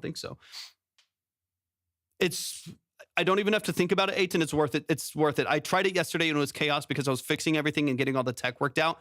Today it's working. It's been seamless. I don't have before I was getting like notifications on my phone from all of the different platforms people were sending in. I had 2 different emails, one open for file, another email, files and links, another email open for in case someone submitted through our other website link. And then I had to tell people, go to the profile, click on the link, read through and follow both of the steps. They didn't follow any of the steps. Like, it's chaos, dude. It was such a nightmare. And then half the time in the middle of that, someone just like randomly sends like $3. And I'm like, I don't know whose this is. It's 5 different names. Right now, it's literally reordering for me on the fly. So anyways, I'm going to keep going in order because we got a handful of songs left. So let's get it rolling here. But I am going to go ahead. Thank you, Aiton. Thank you. I did it for 3.5 years like that. 3.5 years that we've been doing consultations in that format. Snow, thank you for the heart me. I appreciate you so much. Being a part of so many us at the same time. Thank you, of course. 01. I appreciate it. All right, we're closing submissions. Submissions are closed. You can still skip. ADHD working overtime like crazy. This is gonna be heaven for me. Still gonna be a little bit interesting. Do I still have Truck Month on here? I do. I'm never letting this go. It's Truck Month. Anyways, you get the idea. Let's dive into it. Let's get into these. These next tracks. So the line is officially closed. I think you can still skip and reorder if you want to go faster. If you want to get heard sooner and stuff like that. There's no pressure. It's available to you if you want to. Let's get it. We got DID in the building. Toyotathon. Talk to your local Toyota dealership today. All right, we got DID. This is Dre in the building. Destiny is about reaching a turning point after doubt, setbacks, or feeling lost. The narrator realizes that life isn't working against them. It's guiding them instead of forcing outcomes. They're learning to trust the timing of life, follow their intuition, and step confidently into the future. It's a song about self-belief, surrender, growth, and recognizing that the pieces of your life may have been leading somewhere meaningful all along. Beautiful. This is poetic. Poetic is hell. I can't say too much on TikTok. It's poetic as and I thank you for the follow. All right, let's get into it. Dre, give me details. I have the song structure details here. I don't know if I've heard your music before, but please remind me really quick. You should still be able to. Okay, I got you. Okay, perfect. So talk to me in the chat really quick about your music, the role, the thing more specifically, the role that you play in your music as far as production, as far as mixing, as far as vocal structure. Are you working with an engineer? Are these YouTube beats? Are you producing? Are you working with session musicians? All that stuff. I love the details. I love the context. Got a handful of tracks left before we close things up today. So let's dive into it. This is, where did it go? Oh, I skipped down while I was talking about it. But I do have A10. I got you. I'm a singer. I'm working with a producer, but not signed. Beautiful. All right, let's run it. Patrick screams. Hey, that's a necessary role, Magic. Hands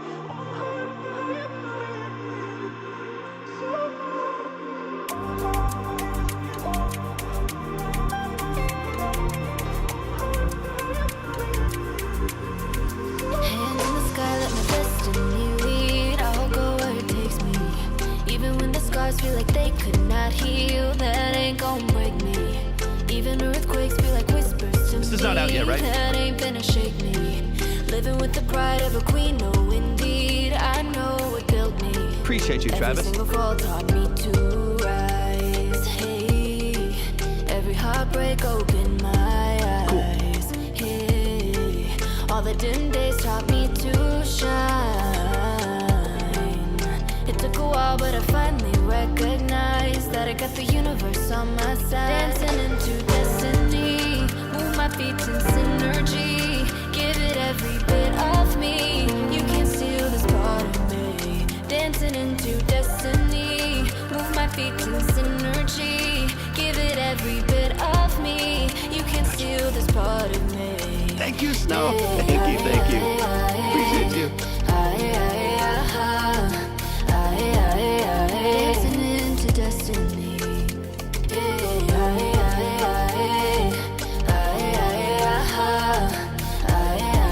Dancing into destiny. I used to walk in fear, now I dance in belief. New dawn, new day, hear my sigh of relief. Right now, right here, destiny is calling me. I'm free. Sandstorms cannot sink me. What's your tracking process like? How are you recording? Even when it break me, I fix it. Every step that I take is written. Every single fall taught me to rise. Hey, every heartbreak opened my eyes. Hey, all the dim days taught me to shine. It took a while, but I finally recognized that I got the universe on my side. Dancing into destiny, move my feet in synergy. Give it every bit of me. You can't steal this part of me. Dancing into destiny, move my feet in synergy. Give it every bit of me. You can't steal this part of me.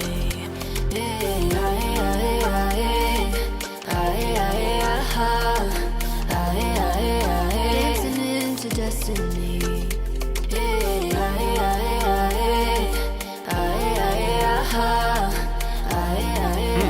This is nice. Into destiny.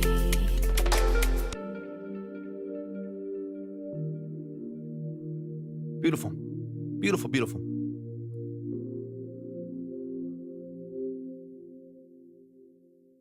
Y'all show some love. That is Dre right here in the chat. The song is called Dancing into Destiny. Let's dive in. I'm so excited. Let's get into it. There's two. I'm going to try to move at a better pace. I know I've been answering a lot, and I do want to answer questions and stuff, but I know I got to get moving here because I got an hour and a half tops. So let's get into some of the details here. There's two main things. Let me know as far as context goes here. I'm going to go back through the message here really quick for the song. Is this final mix? Just so I know kind of where you're at in the process or what you perceive as that part of your process. Is this final mix? Is this pre going to the engineer that you're going to work with? I think you said it's the producer. It might have been lost in TikTok, but I think you said the producer maybe is going to be mixing it as well. So let me know a little bit about that really quick. And then there's really just like two main things beyond kind of that balance that I want to dive into. The song itself is really, really okay. Beautiful. Producer finishes and mixes. Awesome. There's two little things, largely speaking. I might float into some other ones, but two main things I kind of want to dive into. It's really, really well done. Song structure is fantastic. It's catchy. It's repetitive. Your formatting is awesome. Great melodic choices. But there's a couple little things that, to me, you're right on the edge of really good professional polish. It's like right there. Structurally, there's so many things that are going right, from your vocal performance, phrasing, lyrics, things like that. There's a lot that's moving right there. A lot that's moving right there that I enjoy so much. And then there's some parts of largely the mix, that to me is keeping it from feeling a bit more polished and a bit more of like a record, like radio record. It's ready to go. Some harshness, some abrasive frequencies, some kind of exaggerated, like inflated frequency in the far top end, far low end. So you have this kind of U-shaped curve. It's really bright and crispy, but also a little bit harsh to listen to. I would love to soften some of that, and then a couple little manual vocal changes that I think would be really nice to hear. Whether you address that in this record or you take that into another one is completely up to you. When records are coming out and y'all are moving with them, I never want you to feel like, oh shoot, I got to do all this other stuff. Like, feel free to make edits to this record if you have the capacity to, and or take some of these ideas to like get your own wheels spinning for your future records, so you can apply some of the things that we're talking about. But this is beautiful. This is DID. It's Dancing into Destiny. Beautiful, beautiful structure. It's so good. I'm looking to open my doors to other producers and mixers. Well, this is a great community for that. We have people in here all the time. That's what I do full time. I'm not here promoting myself. That's not something that I at the end of the live, I usually tell people what I do. But I'm always open to work with people. But there's also a ton of amazing people in here as well that are phenomenal at what they do. They're always working, always looking to build their clientele and improve what they're doing as well. All right, let's run it from the top.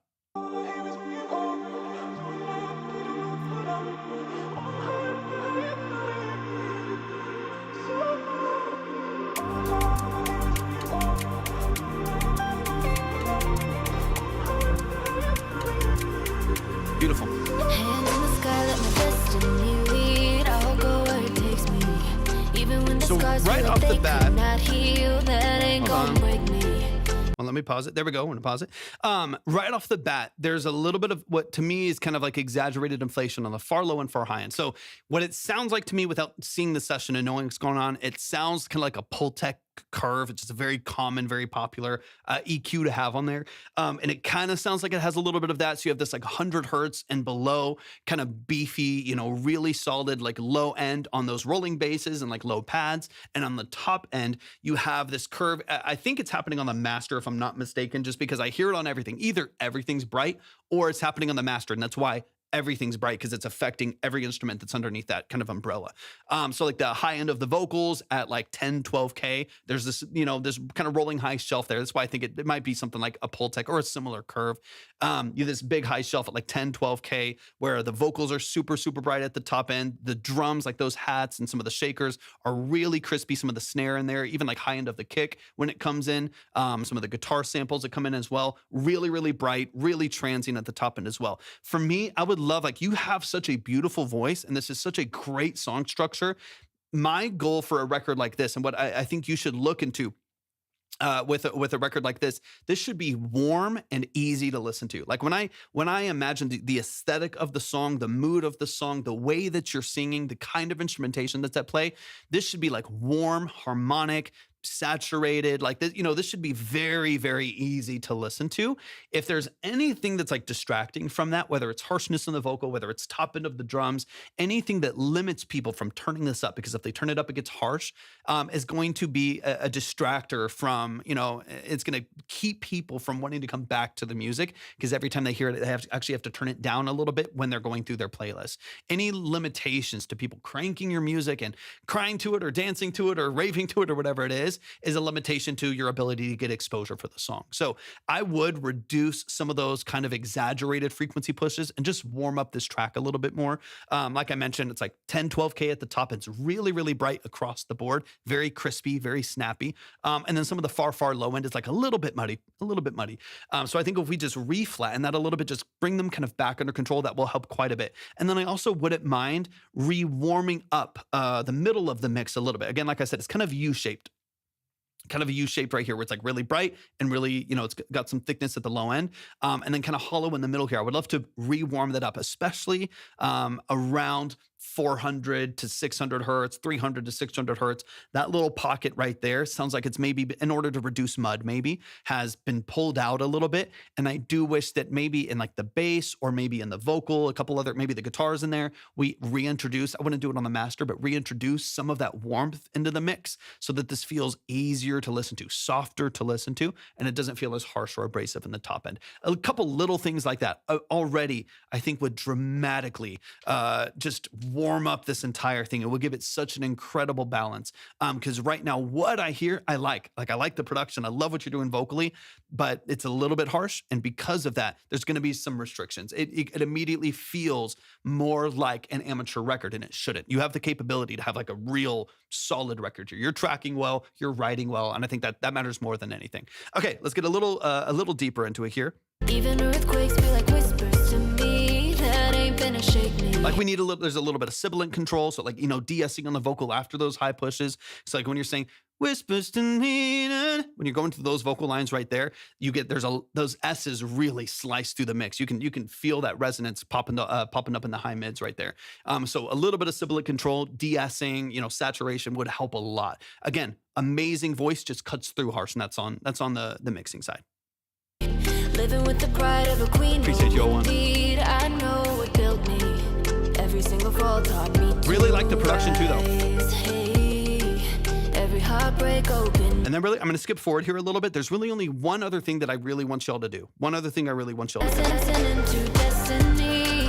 Move my feet in synergy. Give it every bit of me. You can't steal this part of me. Dancing into destiny. Move my feet in synergy. Give it every bit of me. You can't steal this part of me. Beautiful. Hey. Beautiful voice. Awesome, awesome, awesome. Right here in this hook, and then it happens over the course of the song, but right here in this hook, I'm going to dig into something.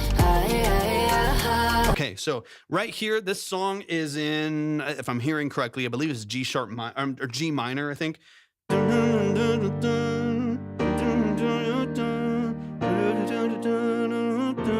Yeah, so off the G sharp minor here, this melody right here, I want to be like really concise and really clean. What's happening is the tuning is taking over. I appreciate you. The tuning is taking over, and it is dictating where that vocal moves, no matter where the pitch is, right? So what's happening occasionally, it just happens every once in a while. You have an amazing voice. You have a great voice. This is not necessarily what it's about. It happens.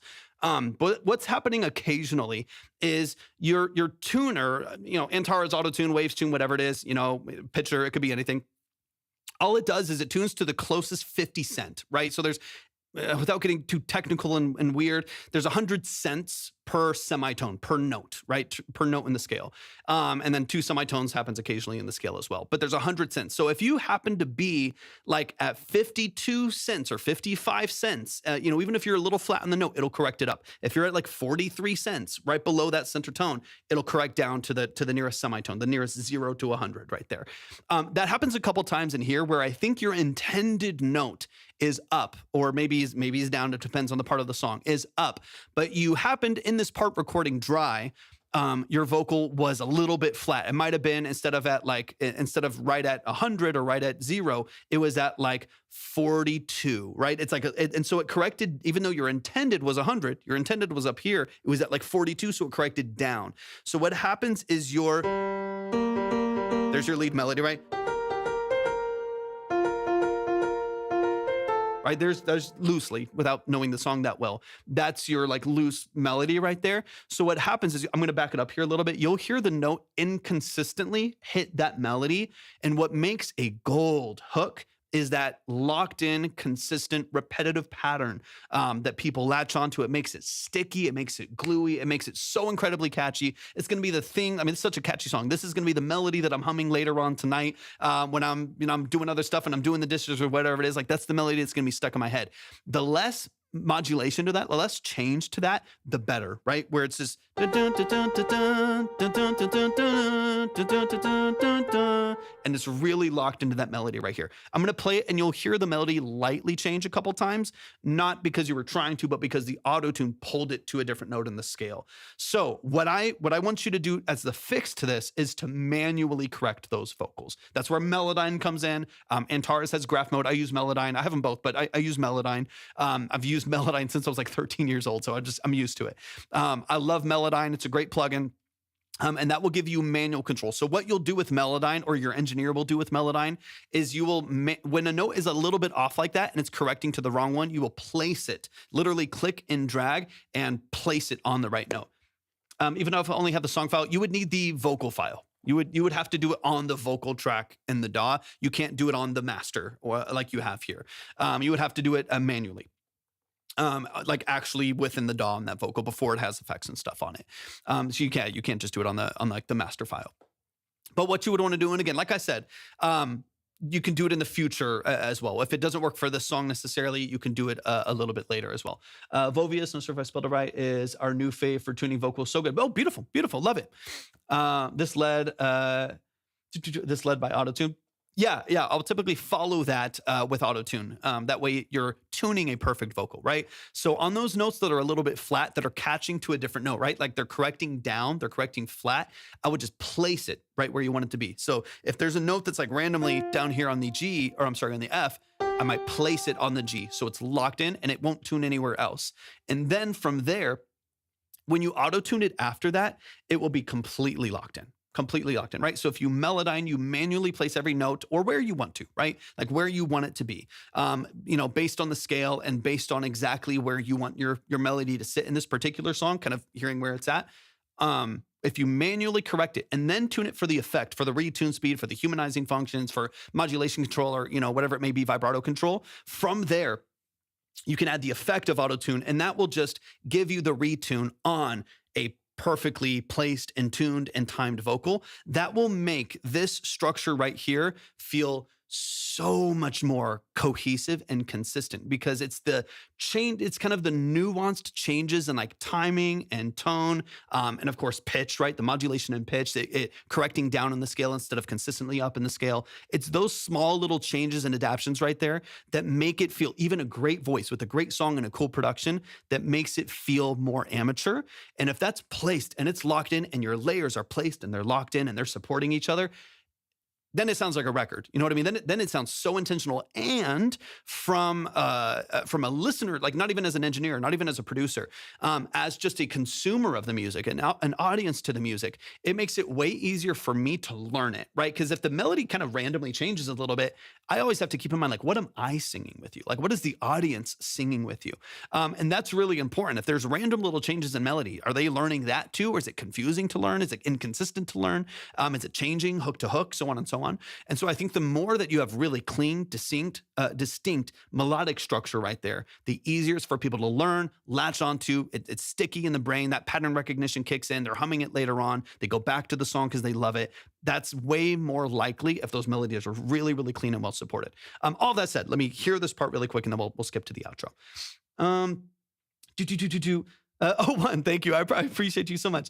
Ty, the sound guy's in the building over on the Red App. Thanks for tapping in. Live sound engineer here. Love the studio production perspective. Thank you. I appreciate you tapping in. I always love hearing I got my start in live sound, actually. I mean, I trained in studio for years, but some of my first stuff that I was doing and work that I was doing was live sound. So that's a different animal. I loved it when I did it and then learned to kind of hate it over time because I didn't like dealing with people in the same way that I had to when I was doing like production work in studio and session work in studio, which is really fun. Live sound's a different animal. I respect it. I did it for a while and it was brutal. It was brutal sometimes. Obviously, depending on the band, the venue, the place that you're in and stuff like that. But I appreciate you tapping in. Thank you so much for being here.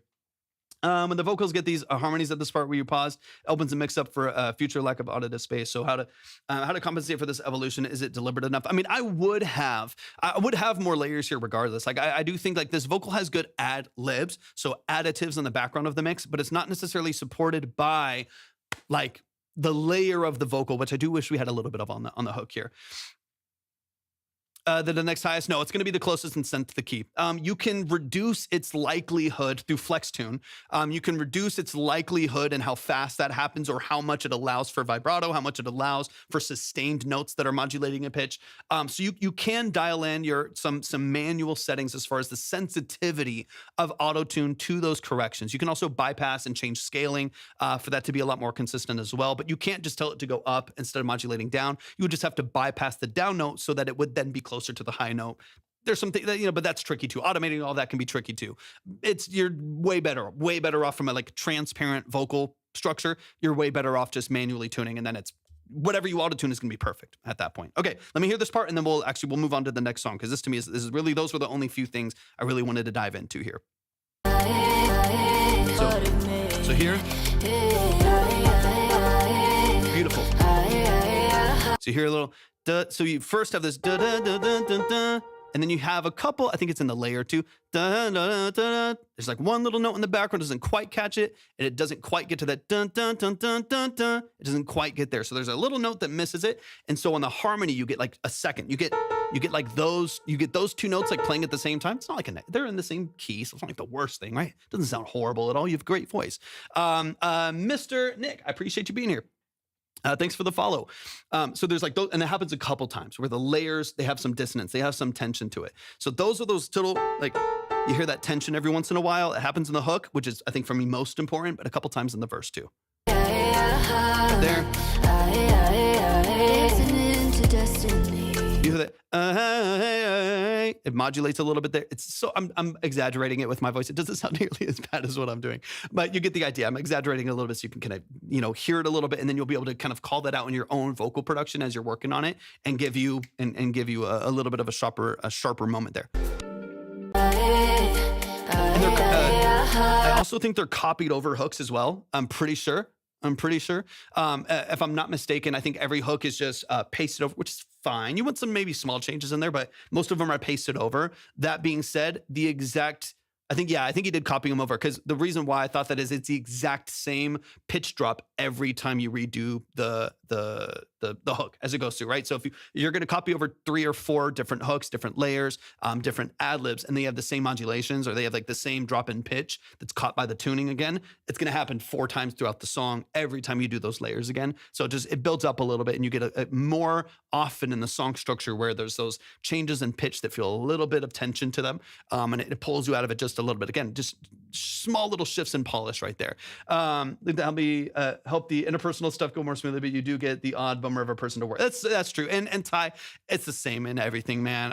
There's no way around it. As you know, I'll go back on what I just said too. Is like, man, I've worked with some phenomenal, amazing artists that are just great, and I've worked with some real POSs that are just like, and I will never work with you again, and blocked. It really doesn't matter what world you're in. If you're in the service industry, and to some extent, it's going to happen. It's going to happen. So, whatever, I take it back. It's going to happen no matter what. But yeah, I have such a respect for live sound. It's a different level of pressure, right? You can't comp in the vocal on the second verse when you're live. And I can take 50 takes of a vocal and just edit them over the next 3 weeks if I needed to. It's a different animal. So man, I got so much admiration for it. Y'all please show some love, man. Show some love. That is Dre, right here in the chat. I think you're fantastic, Dre. I think you're awesome. I think you have so much potential. There's so much energy to what you're doing. So please show some love. I think you're fantastic. I think for me, either working with this engineer and being able to polish a little bit of what you're doing, or working with an engineer in the future that just has it. They already know to de-ess. They already know to resoften those vocals. They already know to do the multiple stages of compression and manual tuning structure, and they're just locked into doing that. I think that's obviously going to be super valuable to just be able to trust, dump it into someone's hands and be able to trust what's going, trust what they're going to do. At the same time, I'm the biggest fan in the world of growing with people as well, especially budget wise, right? Like if you can't afford a $400 mix, $600 mix, whatever it may be, and you can only afford, let's say $100 to $200 or something like that, or even cheaper maybe, then the likelihood of you needing to grow with someone as you make and produce more music is going to be more likely. So I do think, there's some value in improving with people, giving them revisions and helping them grow in their craft at the same time as you're learning to grow in your craft and your execution as a writer and a vocalist. And then of course, there's always the time, to just be like, you know what, I'm ready to go.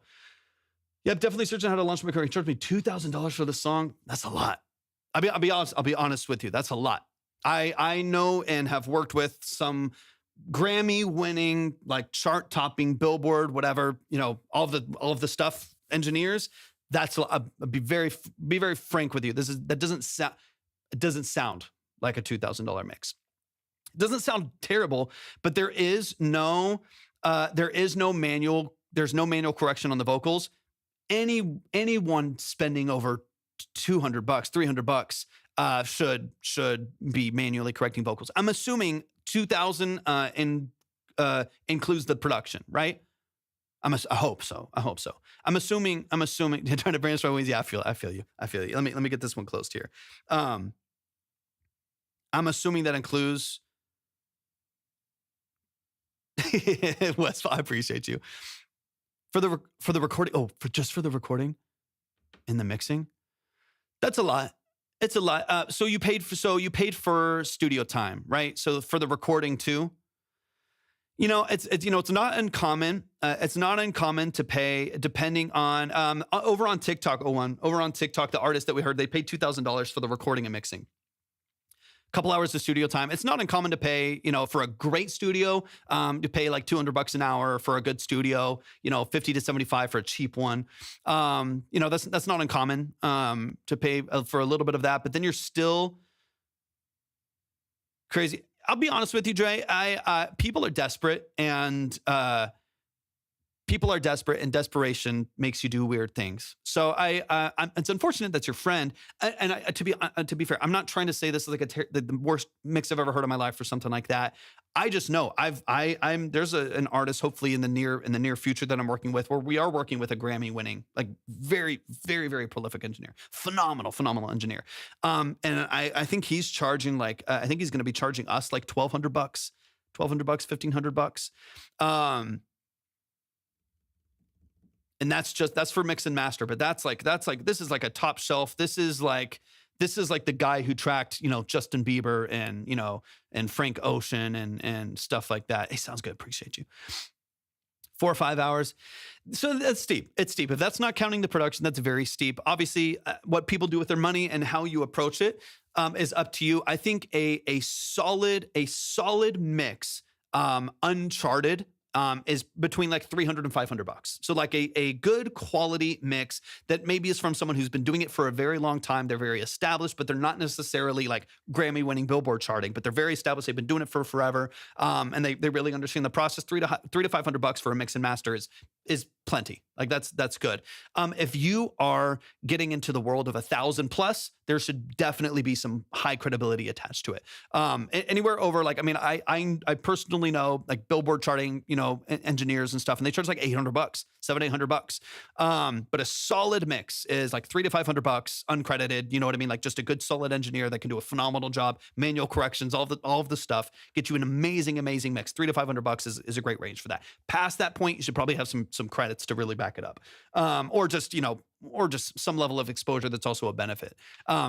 But yeah, I would look around. Like you said, I would look around. If they're your friend, to be honest with you, if they're your friend and you value the friendship side of it, I would probably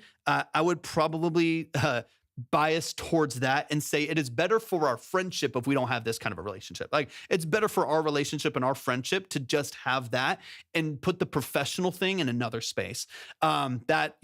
That's kind of the world that I've done that plenty of times with different people, with family, with whatever people that are trying to do stuff. Like oftentimes you got to just make those decisions of like, hey, I want to maintain this relationship. I want to make sure that we're both healthy. And I feel like in the process of this, I feel like I'm getting taken advantage of a little bit. And I also don't want to, I don't want to, for you to be in a position where you're like desperate for money, or you're really, really trying to get something done here and it's just not working out. That can put a complete strain. Yeah. He ghosted me for 2 months. I had to beg him to get the song. Yeah. It's unfortunate. I'm sorry. I'm sorry to hear that. I'm sorry to hear that. But yeah, feel free to reach out. Yeah, reach out to Helios. Helios is awesome. Feel free to reach out to me. I'm in that range, right? That 300 to 500 range, or I would say 4 to 550 kind of range. So yeah, feel free to reach out to Helios. Reach out to anyone here, and then just and just talk with people. You know, that's the thing, is like building a healthy relationship with people and really understanding what you're going through and what you're looking to get out of your songs, and then of course some responsiveness to that. But y'all show some love to Dre. Let's keep it rolling, y'all. I got to get out of here pretty soon, so I'm going to keep it rolling. We got Snow in the building. We got Origins of Life, Snow production, work in progress. Let's dive into it. We're not messing around. Let's keep it rolling. This is a new production. Didn't put in a repeating melody, but tried to apply feedback of lining up instruments coming in and stopping at the same time, meant to follow the idea of the controlled chaos of literal creation. Stars, planets being born kind of vibe. Let's get into it. Let's run it. Let's keep it rolling. Shout out to Snow in the building. Appreciate you so much.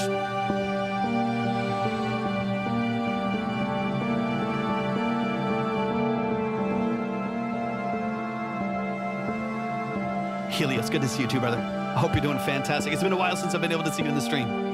I think we're usually live at the same time.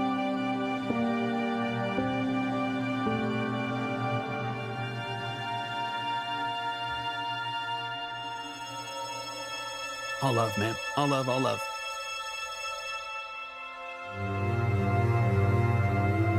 I love that low cello.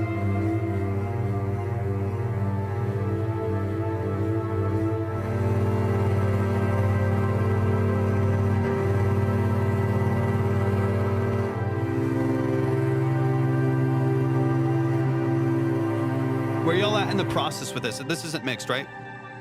Or y'all a little bit deeper into it? Let me know.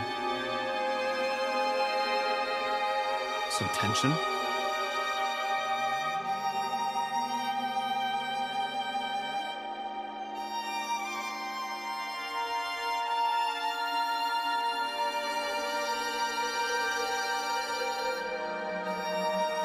Just started yesterday. Okay, nice. Beautiful.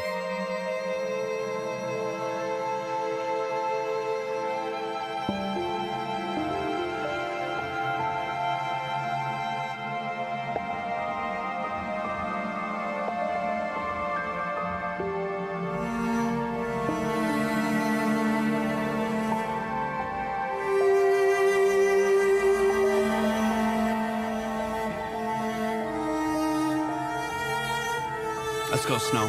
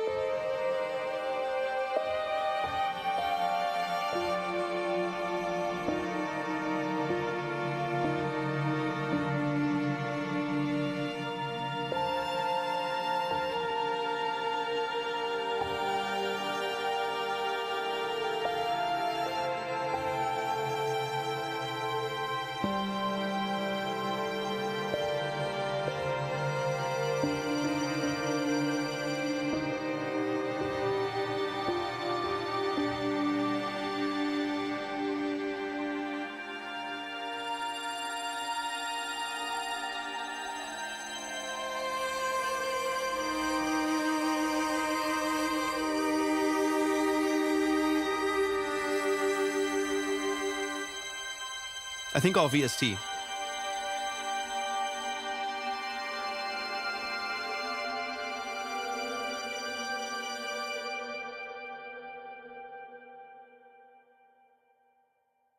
Beautiful, beautiful, beautiful. I feel like I should be like some, like one of those like cinematic, like orchestral, like NPR channels or whatever, that where they have like the whatever. Side note. Okay, I gotta keep the ADHD is killing me. I gotta keep moving. I got places to be. I got things to do. I got people to see. Okay, let's keep it rolling. It's like that was the second modem of, I don't know, whatever. Let's get into it. Let's get into it. Let's get into it. We got Ever Snow in the building. Let's run it from the top. Let's run it from the top. Way better job of introduction and outroduction, it's not a word, of elements, the introduction and the push and pull of dynamics of introducing things in one moment and pulling them the next in order to create some more waves of emotion and waves of dynamics in here. Fantastic job with that. That sounds way better. Way, way, way better. Quick note, just for clarity's sake, as you're mixing this too, you're getting a lot of clipping. We'll talk about a couple small things just as far as clarity goes. that will help you a little bit. Will help with some of the clipping that we're hearing here. But you probably just need to pull, I think, a couple of like your main big cellos down by a couple dB, just from a balancing standpoint. You're clipping pretty heavy or over compressing pretty heavy before it ever gets to maybe the limiter is catching it and kind of suppressing it. But you're getting a lot of this. You're getting a lot of that breakup in the mix. So I would address that, because what it's doing is once it does that and it scatters that signal, it just muddies up the whole bottom end. The whole 1,000 hertz and below gets really muddy. So just pull everything down a little way so you get away from the limiters and compressors and clippers and get a little bit more headroom. So you can balance that in a way that you can see what's going on a little bit easier, and don't aim for loudness yet. Do everything a little bit quieter. Ears were probably tired. So valid. So 100% valid. Let's run it from the top. I'm going to try to move it at a good pace here. We're gonna move quick. So let's run it from the top.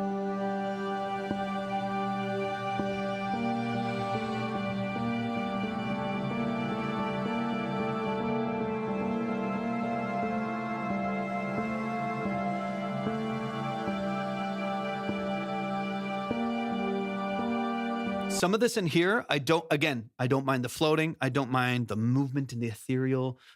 I feel like I need those gloves with like the lights on them. I don't mind all of this stuff going on. It gives you some interesting movements in here. It feels very spotty in a way that I think is interesting to listen to. There's some cool play that's happening there as well. One of the things I would just be careful of is that mud. Is when a lot of elements. This is difficult with orchestral stuff, as anyone who's worked in that space at all knows. You have a lot of elements operating in a similar space, right? You have a lot of strings that are moving at the same time, plus pianos, plus guitars, plus a pad, plus a synth, plus whatever. There's a lot of stuff happening within the same space, and maybe it can be challenging to maintain your clarity when a lot of things are vying for that space. This is where it's going to be really vital for you to dictate positioning of elements. You're doing a better job of introducing and pulling them. I think that's great. Positioning of these elements, EQing of these elements is going to be really, really important. So one of the things is you have some long form strings in there, these legato strings in there, and then you introduce some lower pads, and you introduce some low cellos a little bit later on as well. If all of those there, what's up, Mossy? If all of those there have a big low end push or have a lot of low end information, especially between 100 and 400 hertz, same with vocals, same with anything, 100 and 400 hertz, it's where a lot of that low mud and boom is going to come from. You might need to strategically, with specific layers of strings, pull some of that information out, right? So if you have a high string pad in there, you don't need a lot of this information between 30 hertz and 200 hertz. There's just not a lot of value there in the structure of the mix. It's not offering a lot to the mix. In fact, it's just a little bit of rumble down there in that VST, even a little bit of rumble down there. But that little bit of rumble that's sitting there, maybe 7 dB, 8 dB lower than everything else, plus 9 other string layers and pad layers that all have this little rumble down there, it starts to build up and it gets muddy and it gets, it sounds, it starts robbing you of some headroom and stuff like that. So it could be as simple as okay, high strings and high synths, we're going to high pass this up a little bit higher, not too thin, but you can go a little bit higher and push it up just a little ways. And then maybe on your low cellos are a little bit boomy. They come in really, really hot, maybe to 100 to 300 hertz. We soften the EQ there lightly. This is now getting into less of the production structure and more of how do we balance this production structure and make sure that everything fits together, right? A little bit more on the mixing side, but pulling some energy, away from that 100 to 300 hertz range so that the big heavy cellos aren't also running into and stepping on the toes of the low end of the piano, a bass that comes in, a low pad or a sub bass or whatever, also kind of introduces itself into the mix there. So a couple little details right there. All right, let me push a little farther here.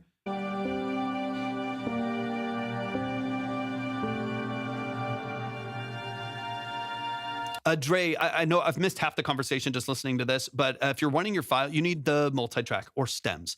It should be called a multi-track. Nice Lasher, welcome in. I'm having an amazing night, man. It's been good. Yeah, ask for the multi-track, or depending on the producer and what they call it, ask for stems. It should be the multi-track. You should get all the individual elements back of the production, all the elements of the production, and all the elements of the stems or groups. Typically speaking, but a lot of producers call multi-tracks stems. It gets really confusing. But anyways, you just want your raw vocal back. You want all of the tracks for the production. Anyways, sorry.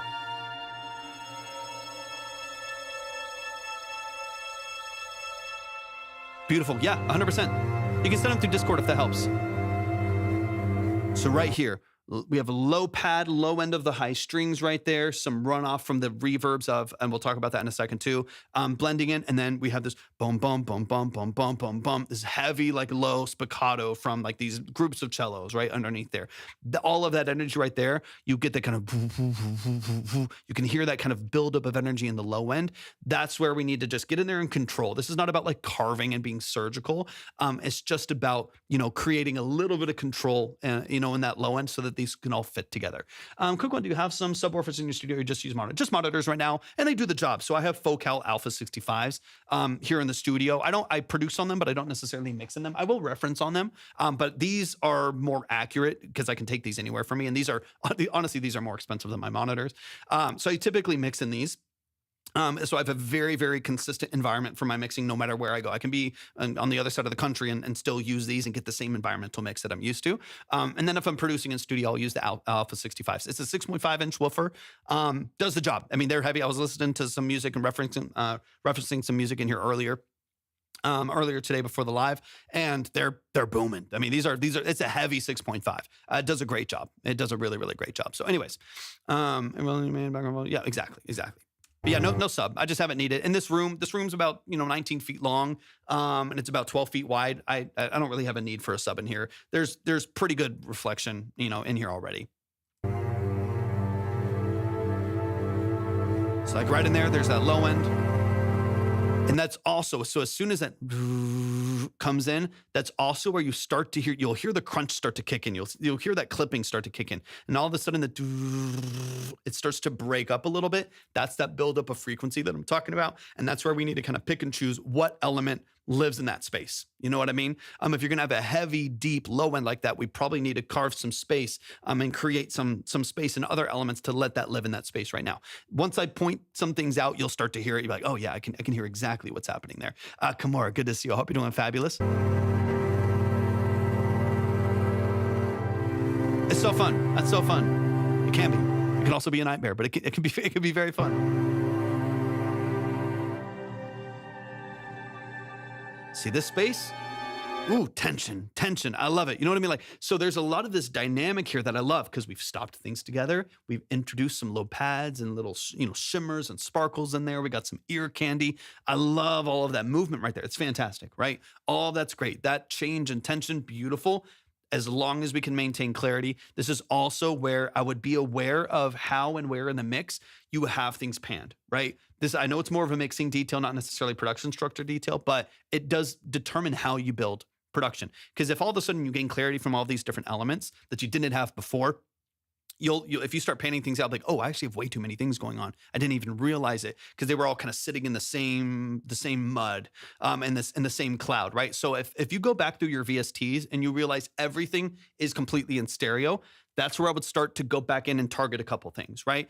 If everything is in stereo, then it's all going to kind of hit you from the same, right? Not just mono to stereo, but if it's all 100% left and right? We might need, like that piano, you might need to bring back close to itself and shift it over 40% only to the right? Those big cellos, you want those to be a main element. Those might sit, fully in stereo potentially, but then some of your other layers are 40% this way, 80% this way, 65% this way, and open it up a little bit, right? Can you explain the function of diffusion if it's possible to install them in a small studio? 100% it's possible. You can do them small. You could do a 1x1, foot by foot square if you wanted to. The difference here, and I won't go too deep into the audiology behind it and stuff like that. That's just a different world. And I got to move a little bit faster. But essentially, there's two different forms within the room, right? You're going to have absorption and diffusion. So the thing that you want is you don't want direct reflection of these waves. You don't want standing waves. You don't want nodes in the corner. You don't want buildup of bass and in the corners of your room and around the ceiling and stuff like that. So you want a combination, typically speaking, and you could go as deep in this. I mean, there's people that have won Grammys in bedrooms, and there's people that have won Grammys in $8 million studios. There's really, it depends on what you want to do and what you can do. But typically speaking, you want a combination of diffusion of those waves, right? So when it hits, usually it's typically wood diffusion. So they're going to be, you're going to see a bunch of wood blocks all at different angles and stuff like that. So when the signal hits it, it's not direct reflection straight to the back wall, back into the mic, creating phase issues and fluttering and stuff like that. And just like, tonal characteristics that are not beneficial of your sound, right? And it's doing these direct reflections. You want to scatter those frequencies and then absorb them, right? So the diffusers and those different angles and stuff like that are going to help scatter instead of it just being these waves that are hitting the back wall and bouncing straight back again. It's going to scatter those waves and cause them to kind of disperse and diffuse, obviously. And then you want elements of, pretty high density and thickness around the room to absorb those frequencies. And that's where your sound panels and like rock wool and fiberglass panels and stuff like that are going to come in. Ceiling clouds, like I have, fiberglass ceiling pads up here. I've got panels on each wall here. I have high density felt across other filler gaps around different parts of the wall, stuff like that. So I don't have like a perfectly treated space in here. We're renting. That's one of the reasons why. It's not a perfectly, treated space. But at the same time, I've just done what I can to control on the other side of my live drums, a good mixing position with cloud above my head and stuff like that. But yeah, it's just absorption versus diffusion, scattering signal and then absorbing it. Okay, let's get a little deeper into the song here. And y'all, I most likely have time for 2 songs. I think I have time for 2 more songs based on the time I have.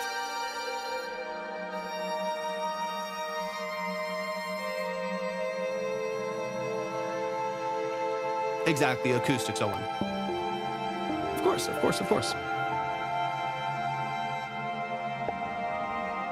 Little clipping on the piano. Really hot on the cello again. So that cello comes in again really, really far forward. Same thing. Just create a little bit of headroom for yourself. Of course, dude, I appreciate you. Create a little bit of headroom for yourself, even though I know it's not a final mix or something, but give yourself some room to add and some space to take away, right? Having a little bit of openness in there and some room to work. Otherwise, if all of your elements are constantly at full loudness kind of, and that you don't really have any room to add anything, or you'll add something and it won't really have room. So you like push it too loud and then everything's clipping and distorted. You know what I mean? You can kind of get into what you call a noise battle where it's like, oh, this piano is too loud. I want the cello to be louder. So you push the cello louder, but now the piano's quiet. So you kind of bring the piano up just a little bit. You're like, well, now I can't hear any of my pads. So you raise the pads up a little bit. And next, everything is, loudness where everything's loud, everything's distorted, everything's clipping. You're like, and then you're like, I don't even know where to go now. Like, I don't know where to go first to regain clarity again, because clarity was 8 dB back from everything, So I think just bringing everything down, removing some of those really prominent features. It's tough. It's tough because this is what I do with synths, right? Like I put in a synth part and I'm like, dude, I love this. And I want it loud. I want to hear it, with prominence. And then I make it prominent and I'm like, well, now the drums sound weak. And you can just really easily get into that. So when you're trying to regain clarity, focus on reducing certain elements in order to get everything into a space that feels a little bit better balanced as far as, as opposed to increasing things to make them jump forward.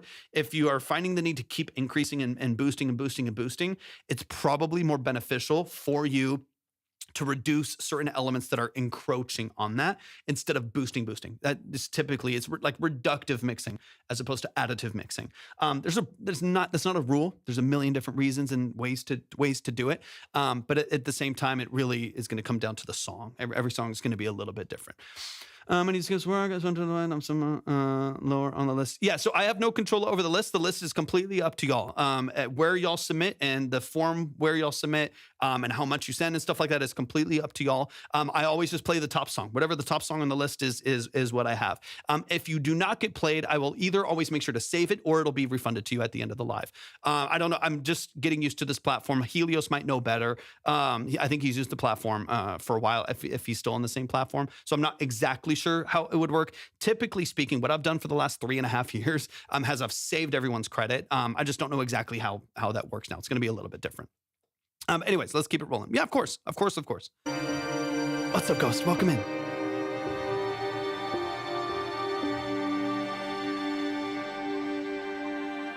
Cool. We switched. Okay, nice.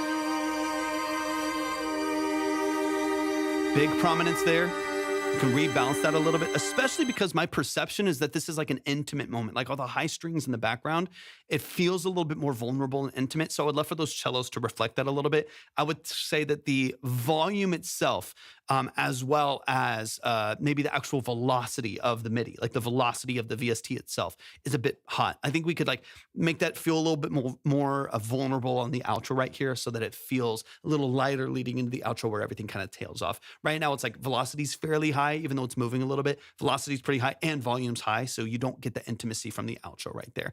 Y'all show some love, man. Show some love, show some love, show some love. Sounds good, Ghost. Sounds good. Beautiful. Yeah, we'll be here. I'll be live again tomorrow. I'll be live again tomorrow for sure. Hopefully a little bit earlier as well for a bit longer. So if we don't get to some of y'all today, hopefully we can knock those out tomorrow and later this week as well. But show some love to the family. We love with all of our heart ever Snow and Helios. So if you ever see them doing their things, please follow both of them. If you see Helios live, go send your music. He's amazing. He's a great producer and engineer. He's talented. He's a good ear. Send him love, send him support, send him gifts, send him money, send him gold, send him silver, send him whatever. That's the family right there. We love and adore y'all. Y'all are amazing. Thank y'all so much for being here. Thanks so much for tapping in today. Okay, let me refresh really quick. And keep things rolling here. I got time for about 2 more songs, y'all. About 2 more songs. If I can go fast, I'll do 3, but largely speaking, about 2 more songs. Anyone else will be saved or sent back. But let's keep it rolling. We've got Aiton in the building. Aiton, let's run it. New submission system. Yep, beautiful. We're on it. Anyway, I'm losing my voice. I think that I'm finally happy with this track, at least compositionally, but don't let that dissuade you from giving any compositional advice. In other words, don't feel sorry for me just because I've been working on this for so long. I got you, man. I got you. If you feel like there are some compositional aspects that can be improved, I would love to hear them. But I think the major issues now are probably mixing, and that's where I'm getting ready to focus. Beautiful. Let's run it. Let's run it. Sounds good. I appreciate y'all so much.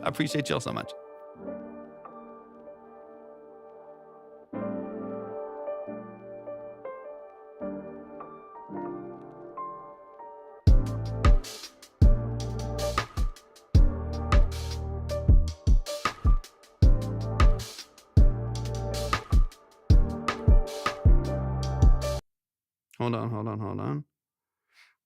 Oh, it moved it. 1 second. And then really quick, is it Joya? I only have the 10 on there. I think you said you sent 10 twice. I only see the one. On there.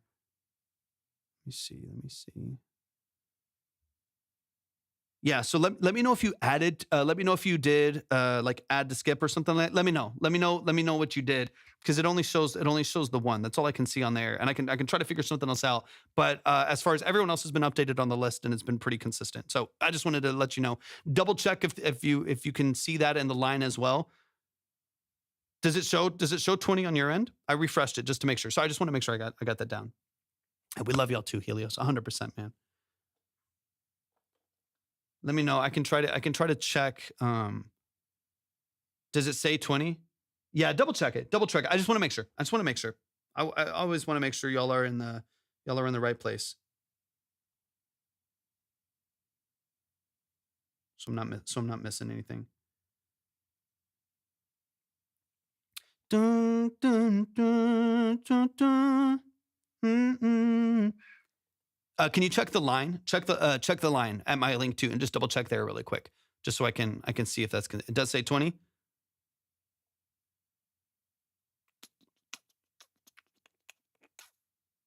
Let me see. I'll refresh it again and just say, let's see real quick.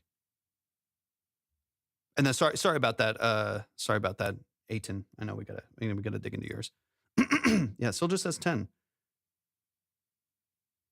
Unless it's under a different name. No, Alone, Void Walker. Yes, send the screenshot and I'm going to check the line. Send this just because I want to make sure. Because if it's not on my end, I can't really do anything. But like, let me check the queue on my phone really quick, and I'll double check it. I want to be able to focus on.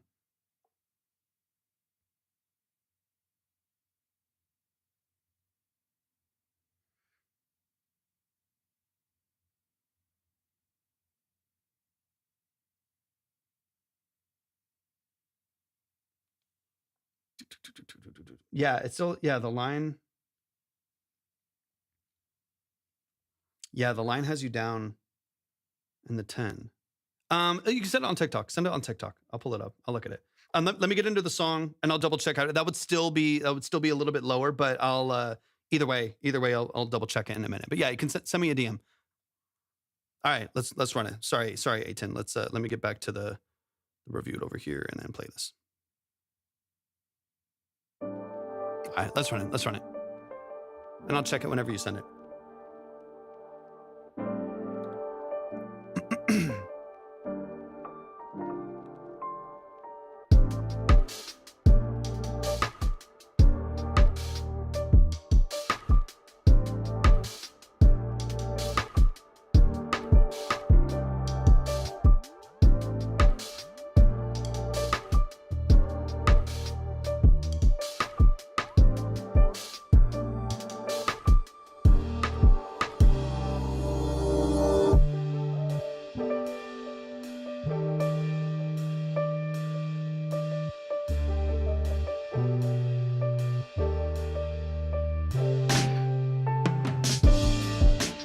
Got you.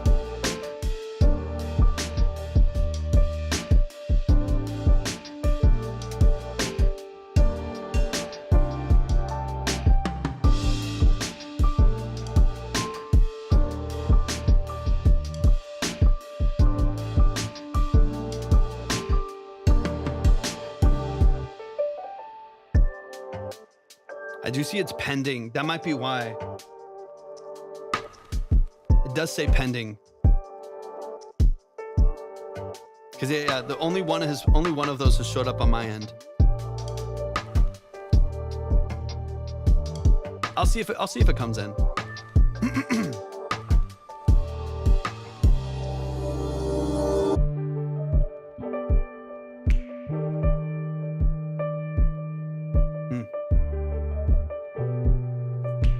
What's up, Retrack? What's up?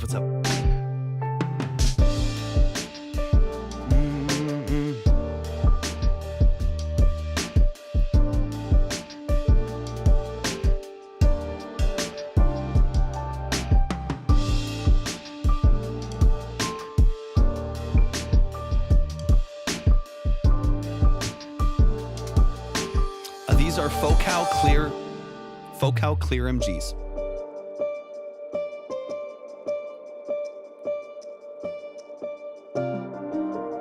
I love that piano movement.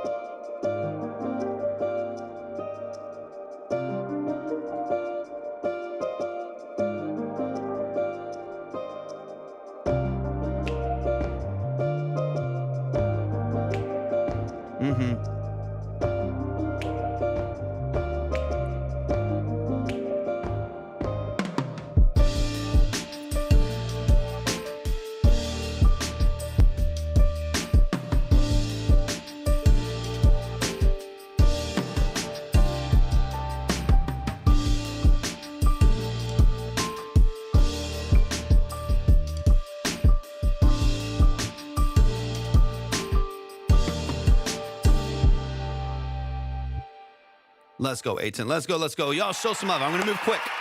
We're gonna get straight into it. We're not messing around. Let's dive straight into it from the top. Let's get into it. This is A10 Music Production. This is a phenomenal producer and composer and musician. Show him some love and support right here in the chat. For the most part, I think compositionally, this is where you want it to be, man. At this point, it's just like nitpicking. At this point, it's just like your taste. This is where it really just comes down to, where it's like, what snare do you want? What sonics do you want? What balancing act do you want to happen in the production? So as far as like structure goes, yeah, 100%. Yeah. And most of this is done, I think, in a way that's really, really attractive to listen to. And A10's amazing at this stuff. So for me, this largely just comes down to, okay, how do you want to facilitate the mix? How do you want to glue everything together?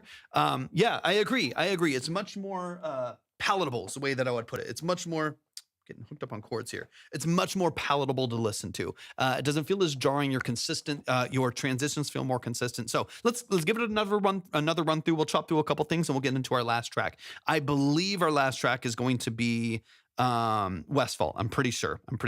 And then the rest will either be saved or I'm going to see if the system refunds it automatically. I don't know. I'm still getting used to it. So we'll figure it out. But this is Smooth Dissonance by A10 Music right here in the chat. Let's run it from the top. Let's get into it. I love this track, man. I love this track. Thank you, Owen. I appreciate you. Yeah, they're always looking for vocals, Owen. I'm calling you O1 for short. They're always looking for vocals. Love the slow modulation in the outside right there. I think it's beautiful. Right? Then you hear this. There's a little movements and modulations in the background that is very, very well put together. Those synths and stereo and like reverses and stuff like that, beautifully done. That's right where you want it to be. Retrack, thank you for the heart me. Appreciate it, man. Little portamento. Now the portamento now comes in stereo. I don't know if it's the stereo delay that kicks in on the left side, but you get this nice openness that kicks in, or if it's just a double track. Beautifully done. The little high movement right there. Yeah, all this sounds great.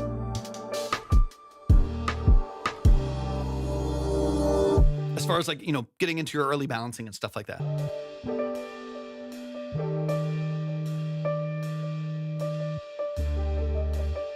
Way better. Way better. See, it's waiting. Now we're keeping that bass element in there. We're keeping a filtered piano in there. All of that movement is connected now. That's what we were talking about. That through line, that thread of connective tissue between different elements in the song. You have that now. I absolutely love that. That through line to me connects everything. Now it's like, oh, this feels like the same song. The chords change, even some like transpositions almost there, like reharmonizing. It's really beautifully done. But that transition there, keeping a lot of the same sound design, marries that so much better. So much better.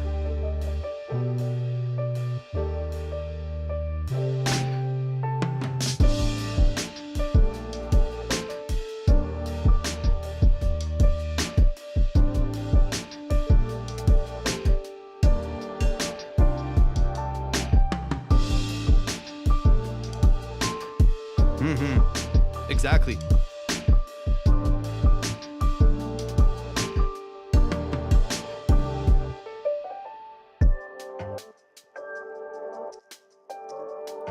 Love the panning on the hats too. Opens it up nicely.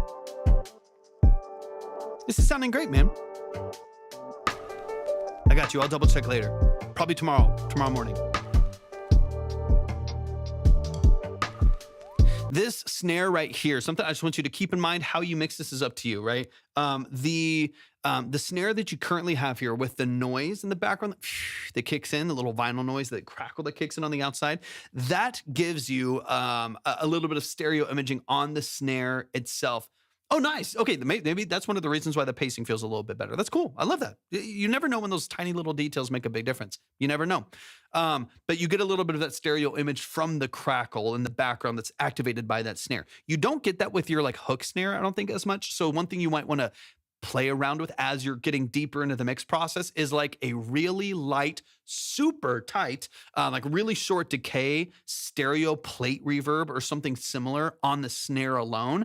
Because right now the snare has like a baked in like mono reverb on it or something like that. But the snare goes from like really wide and open and crackly sounding to kind of right down in the middle of the mix, and it feels a little more like condensed and separated from the vibrancy of everything else, the energy of everything else. So keep that in mind. That's something you can kind of dig into and morph a little bit. Get that really clappy, like, and then just send it to an aux, send it to an aux with a stereo plate reverb at like 0.5 seconds, 0.1 seconds, something like that. Keep it really, really tight and really, really close. And then just mix it in just enough to get like a stereo pop from that snare, and open it up just a little bit. I think that'll help, because right now it's like all of the sudden the mix kind of gets bigger, but the percussion gets a little smaller, even though it's like a bigger sounding snare. So just keep that in mind. The difference between imaging between the two different, sound design details.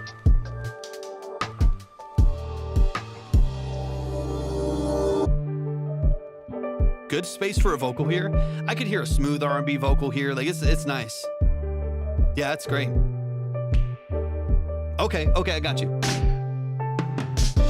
So maybe take one of them, right? Like maybe you don't have to do it with both. Maybe one of the main kind of acoustic snares stays just in mono. It's snappy, it's punchy, it's doing what it's supposed to do. And maybe you just take one of those or both of them, send them to a bus, like a snare bus or something. Send it to a bus or an aux, and then add a little bit, maybe, add a chorus to one of them and a plate reverb, and make it pop a little bit, but really tight still. Like just really close. So it's not, you should have a little... You just have that little snap, the little wind, the little kind of breath of air right there with the snare. It'll give it some stereo imaging that'll help, so it doesn't feel like a pretty dramatically different image from the other percussion and snare and stuff.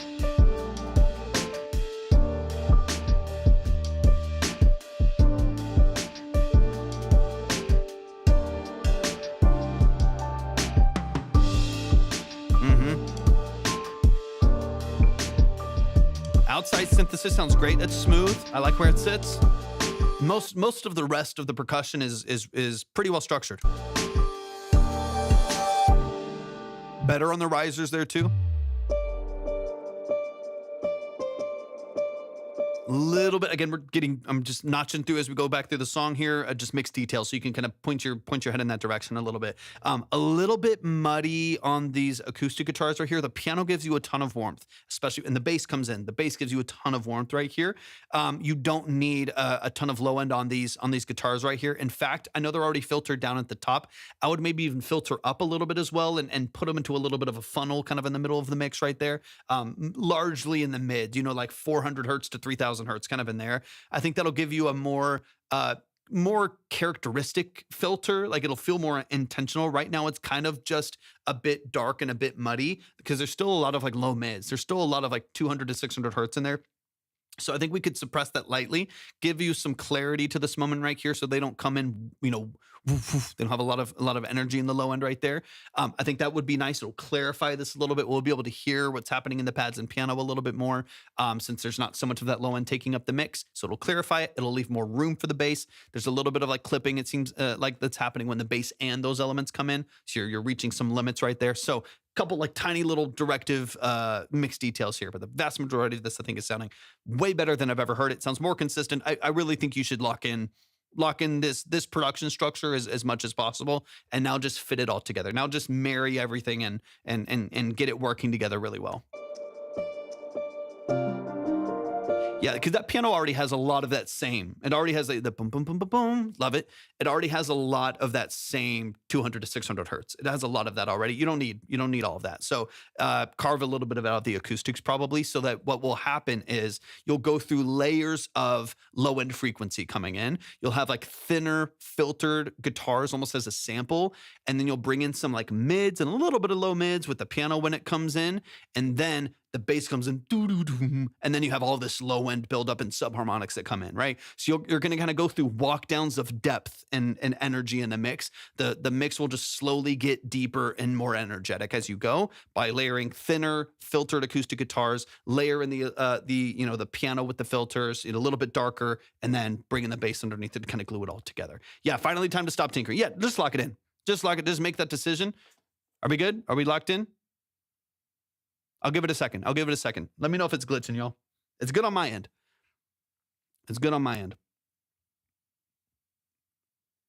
Let me know.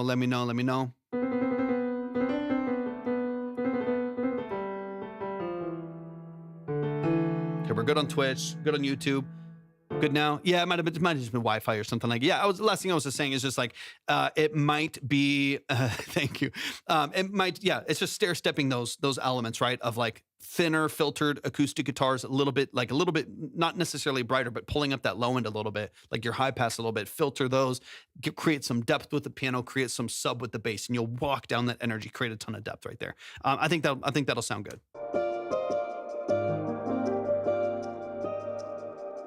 Love the melodies. Beautiful, beautiful melodies. Yeah, it's the best I've heard of, man. So good. Now it's time to polish it. A little bit of swing in there, but I like how natural it feels. Especially once it's all balanced. I think it'll be good. This does open up a lot here. So I don't think you need to like really do much more here. Just keep it in mind, right? This is again like a mixing thing. You have all of these mids, right? And right now there's a lot of mids from the acoustic and a lot of mids from the piano, right? And then the bass comes in. So you have a lot of mids going on, and then we drop those elements for bass and high end and percussion again. So just keep in mind as you're mixing, there's now a void of like mids and low mids in the mix because we don't have either of those elements doing what they were doing before. Things have now gotten like wider and brighter. And so we're missing some stuff here in the middle. So the drums come in, but we hollow out a little bit. So just keep in mind, you might need to like automate some things. You might need to like add in a little, element, a pad, or just take the acoustic guitar and keep the acoustic guitar going right there for a little bit or something, right? Something to fill in those mids right there. Cause we lose a little bit from here. All of this energy in the middle kind of goes from here to boom. Vocal will fill it. That's true. That's actually true. That's a good point. That's a good point that Owen just made over on Twitch. Is like a vocal will probably fill some of that. Maybe not as much in the like the low mids that we're taking out, where like the acoustic and piano are. But that is a good point. That I think a good vocal in there with some layering, a high female R&B vocal with like a lo-fi R&B vocal kind of style with a low octave to it. Whether it's format shifted or theirs, that will fill some of that. So that's a good point. That's a good point. Keep that in mind too, Aiton. I don't think I'm keeping that in mind as much as I want to, but do keep that in mind that if there is going to be a vocal on here, that is something you'll want to kind of keep in the back of your mind.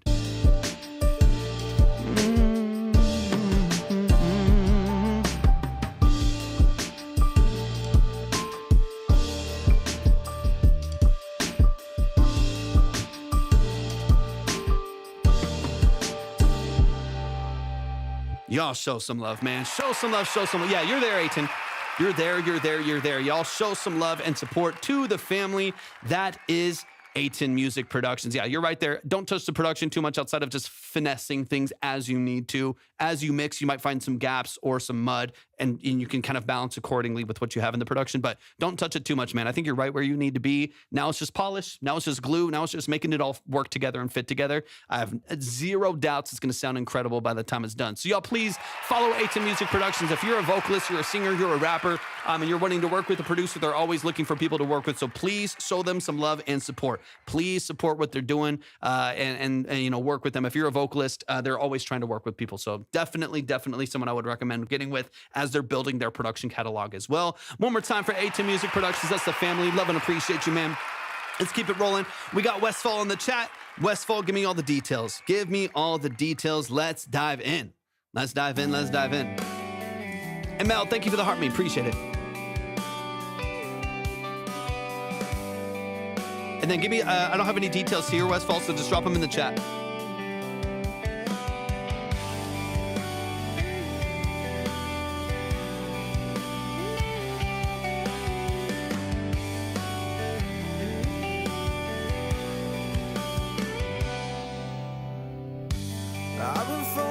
Thank you so much. Stuck in my head, okay, cool. Is that the original guitar part and then built around? And then let me know what you want help with. I appreciate you, Owen. I've been so out of my mind, I can't seem to get it right. I'm out of my mind again. Right back to it's just throwing me back to like 2000s, like alt rock and stuff. That's fun. Some nostalgia.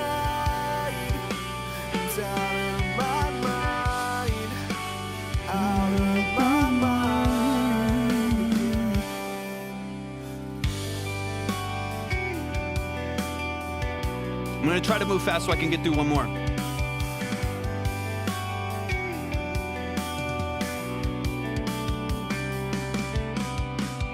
Today is the day you took my heart again. Swore I'd be done, but I'm back in it. Same old lies that I let you spin.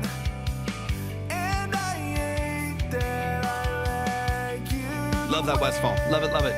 What are your plans for the production? Let me know. And I'm going to do one more after this, y'all. I'm going to do Leech. We've got our pixies in here. Nice, Westfall.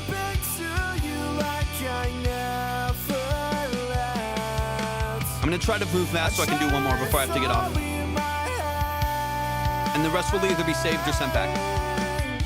And then we'll be live again tomorrow. Okay. Were you able to get a little bit of a band together? Or just the guitars for now?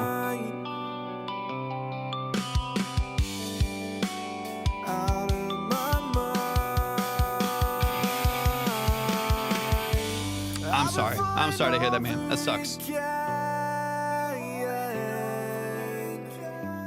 I can never take it back on. That's tough. That's tough. I'm out of my mind again.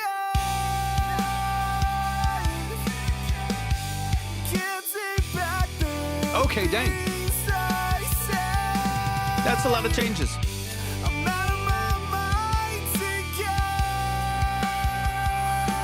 But you do have the guitarist though, right? Love here, thank you for the share, I appreciate it. Okay, cool.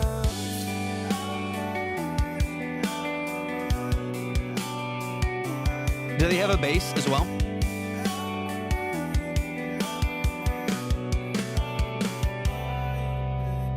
Beautiful. Beautiful, beautiful, beautiful. Yeah, show some, okay, I was just curious. So here's what I would do, man. Here's what I would do. You're missing, okay, so for those of you who aren't aware, the guitar part was written by the guitarist. And that's kind of the core of this song structure here. And the vocals that you just heard is the family right here in the chat. That's Westfall. That's Westfall writing here. So that's the vocal that you're hearing. Amazing. I mean, there's so much about the structure of this. I think it's fantastic. And this is really, really well put together. So the guitar and the vocal, that's what you're hearing. The rest of that production underneath it, like drums and stuff like that, that was generated to kind of fill in the gaps. Just for those of you who are curious. That's why you're hearing some gating and some fluttering and some kind of high-end excitement and aliasing and stuff like that. So the rest of I think some rhythm sections, percussion, stuff like that is generated, but then the lead vocals, that is Westfall right there in the mix. So let's dive straight into it. I want to move fast because I want to try to do one more song after this before I have to get off. So let's get into it. Here's my recommendation, man. To start simple. I would get a bass guitar, or not, whether you or the bassist or if they or the guitarist if they don't have one. Don't worry about performing. Don't worry about all that stuff right now. Just work as a collaborative team, the two of y'all. Even if you do it remotely, you don't have to do everything together. You can still track remotely and start building movement for what you're doing. And if it starts to take off, y'all can figure that out, right? And you can also change out musicians and stuff over time. Bands do it all the time as people's lives change. I would have your guitarist handle everything. So I would have them be tracking and recording rhythm guitars, lead guitar lines, like your top line for the guitars over the top, and bass. I think they should handle doing bass. So all of that parts, all of those production elements in your composition are all done by y'all in-house, and it's ready to go. Get those nailed, get those locked down, even if it's over some of the structure you have here in the percussion. Then I would get VST drums, start there. Just start there. There's some rock drum loops on Splice. There's a few. They're there. They exist. You don't have a lot of control over it. Get one really good. I like Hertz drums. I like Hertz drums a lot. I think they do some great stuff, but there's a lot of them out there. Get one good VST drum. Y'all can split the payment or figure it out, something like that. Get one good one and start building basic, simple drum structures with VSTs. They're going to sound fairly pre-mixed. Throw a compressor on them and some saturation. They'll sound like pretty decent. Excuse me, Jesus. Sorry about the allergy ASMR. And build from there. Then everything is in your control. Everything you have full autonomy over. You don't have to worry about anything getting caught or moved or doing something that you don't want it to or falling off. You can have everything locked in, full payouts, full publishing rights, full everything, right? You don't have to worry about anything else being written in a way that you don't have control over. That's what I would do, because I think people try to overdo it and they're like, well, I can't do anything crazy. I can't do anything really, really crazy sounding. And so I want to show you too, literally just a good sounding. I've shown you this before, but just in the context of this song really briefly, I won't spend too much time on it, but I want to show you too, just what a good VST doing the simplest things in the world. No crazy automation, nothing nuts. I just want to do simple things.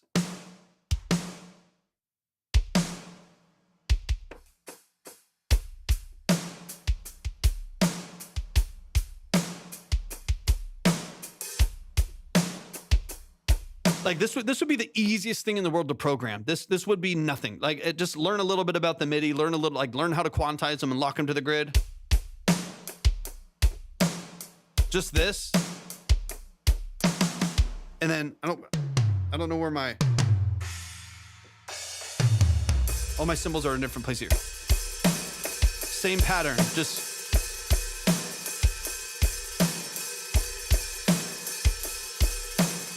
nothing, right? It's literally just 1, 2, 3, 4, 1, 2, 3, 4 on the hats. The hats are doing literally nothing, and then it's just, and then snare is literally just doing this. 2, 3, 4. It would be so easy to program, and if it's a good, this This is a good VST. You know, this is like a $200 pack or whatever. Like, this is a good VST, so it's going to have a lot of good textures and stuff to it.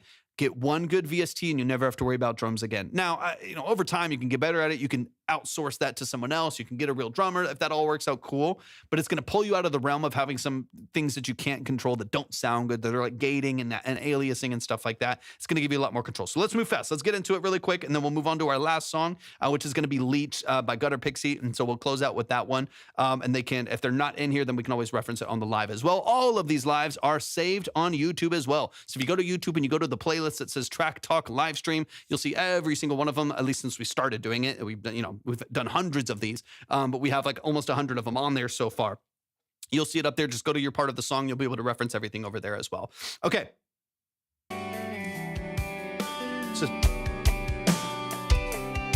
Just that.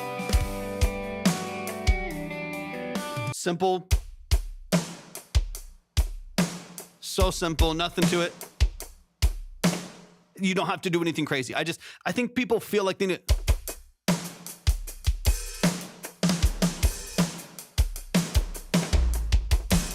They feel like they need to do all that. And if you can do all that, cool. If you want to have more fun with it, have more fun with it. But you could also have a fantastic record just starting.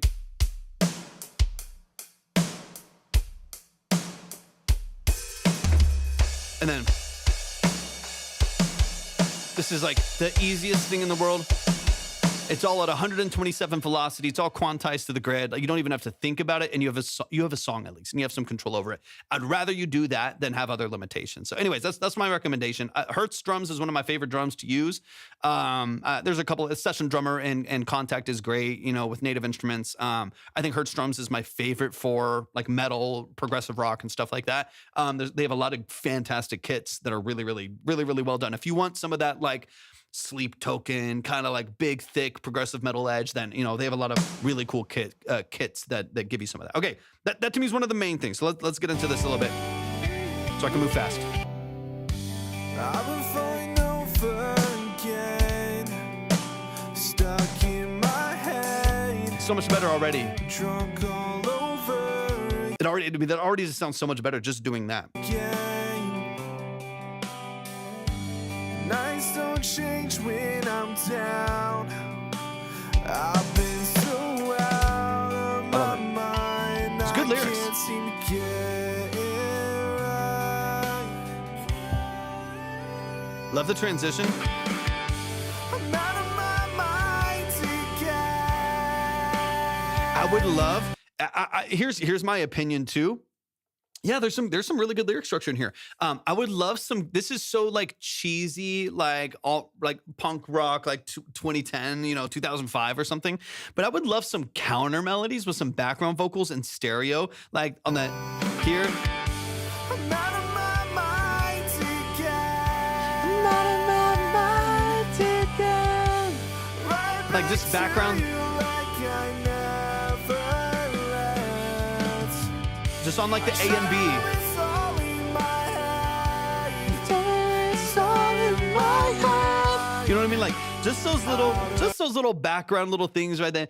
Oh, it's all in my head. Just those little pockets in the back right there. They just to me, it's like nostalgic. It's like I don't know. I love it. Maybe that's cheesy. Maybe that's millennial. I don't care. It sounds good. I think it would be engaging based on the kind of era you're emulating of this this version of rock, you know what I mean? So I think it would be cool to have some, not just layers, but fill. I think that would sound really, really good. And then of course, foundation here is really tracking the guitars, really tracking the rhythms and get a bass in there just to follow the kick. So like that's a piano, not a drum, but if the kick is boom, boom, boom, then you could have a bass is boom, boom, boom, boom, boom, boom. It kind of follows that same movement at the same progression right now.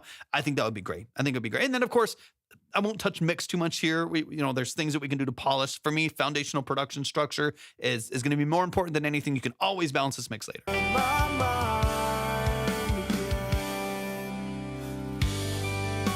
again. Personal preference, either have a more important, more worthwhile transition right here in an interlude beyond just the little stuff like that. I would go straight to verse. So like, where's the verse here? I've been falling over. Yeah.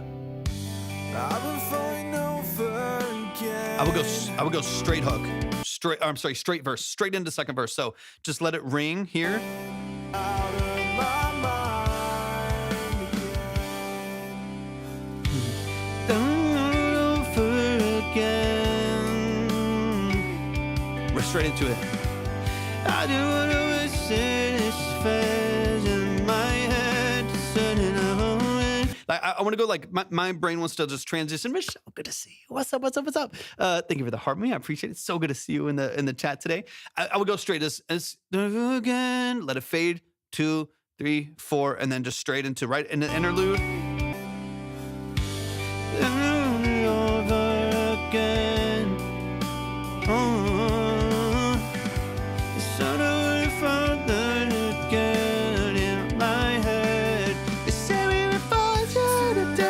Jump octave, whatever you want to do there. But structurally speaking, that's where I would like repositioning things, like restructure, cut the interlude, go straight into it. It's just going to make the song structure more concise. It's also going to take you from 3:49. And if you go straight into a verse, that's going to save you like 15 to 20 seconds. Now we're like 3:25, 3:30-ish. It's just more concise, you know, a little bit more concise. You as well, Michelle. It's so good to see you in here. I know. I'm glad you're able to catch me. Thanks for tapping in today, at least for a little bit.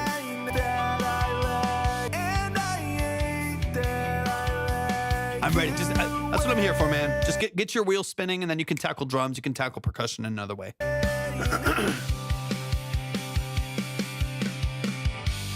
out of my mind again. Right back to you like I never left. I try to write sorry in my head. And then we definitely we definitely need the third note harmony as well, even if it's a falsetto, especially if it's a falsetto. We need the third note harmony on there as well. I'm out of my mind again. Right back to you like I never left. Whatever, you know what I mean? It's like, I try to write sorry in my head. that to me is just, it's so 2000s, you know, pop rock, pump rock, you know what I mean? Like it's exactly what I just want to, I'm being selfish about this song. I just want you to do what my brain wants, you know, but the third note, that little third note harmony right there, to me, it tickles something in my brain that I need in there. I need it in there. So we need percussion restructure. We need everything to be locked in. We need everything to be locked in with like bass, rhythm, guitars, and lead. Get those actually tracked by the guitarist, balanced mix, however you need to, right? Like even just early stages. Better have a good demo that you can work on than something you have no control over. So start there, and then get earlier transitioning. So you need a cut production, right? Earlier transition right there, so you can put that part straight into the verse after the hold, after those like 4 counts right there. Push that back, and then you'll be locked in. Okay. And then let me get into this last section here really quick. And then, yeah, third note harmonies on both hooks. All the hooks definitely need some of that. 20 minutes. I gotta move fast. Right back to you like I never left. I also would love to end right there. I never left. And just let the guitar fade. Like just off that chord right there. I don't think the drums, again, some of this is just because it's generated. I don't think the drums need to come back in. I don't think we need an interlude again right there. I think you can cut that and just go right here. Back to you like I never left. And just without the drums coming back in, I ever left, and just fade right there. Just let it ring right there. Let the guitar resolve with a little bit of feedback or whatever. Let that ring right there. If you cut that interlude for the verse and you cut that out right there, that saves you another 18 seconds right there, another 15 to 20. You're gonna save 40 seconds. This 3-minute and 49-second song just became like 3:10. That's way more viable. Like that's way more of a record. That's way more polished, way more cut together. Those are some of the things I would work on. It's just like tighten up the song structure, tighten up what's been generated, replace what you need to, and then get layering for the vocal so that the song really feels supported. Y'all show some love, man. That's the family. Westfall in the building. Show some love to Westfall. Love and appreciate what you do so much. So much. So y'all give it up for Westfall. I'm gonna go straight into this next song. Gutter Pixie, if you're here, let me know where you're at. If you are not here, let me know. Let me double check a couple things here. Dude, absolutely. Absolutely, absolutely. Anytime, anytime, anytime. Okay, last one of the day. This is Leech by Gutter Pixie. Let's dive into it. If you are here, we'll get into it. If you're not here, you can reference this on the live stream as well, which is going to be over on YouTube. Go to the playlist, Track Talk live stream. This will be like episode 96 or something like that. It'll be the most recent one, and we'll go through the song here. So it'll be a faster breakdown, but we'll lock into it and we'll get into it. This is a raw demo about feeling like a burden when asking for help. Let's get into it. Muddy waters, stay at home, daughter. Same sad story, different author. Plain as day with sharp teeth. You'll buy me a boat and I'll make sure it leaks. But I can't accept your help, 'cause I'm gonna make your life hell. And I like the progression. give you something to cry about. Really wish I had it all figured out. Gotta find someone new to drain dry. I'm not but thirsty, but I still bleed out. I give up every time I try. Maybe if I didn't lie through my teeth, I could save my breath on the piteous beach. I'm lurking in the waters, running on empty. Why do I love like a leech?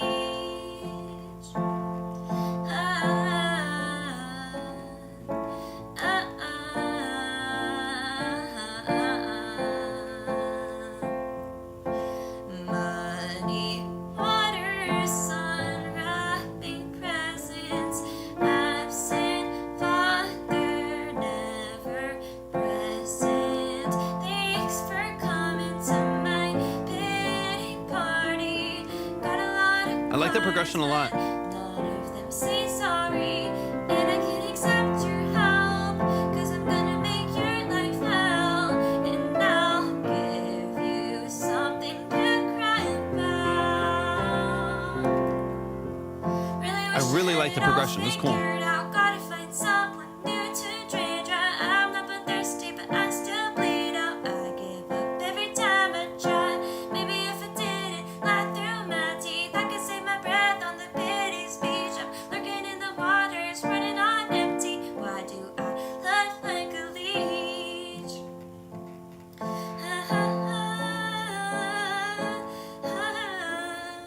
Daniel, thank you for the rose. I appreciate you.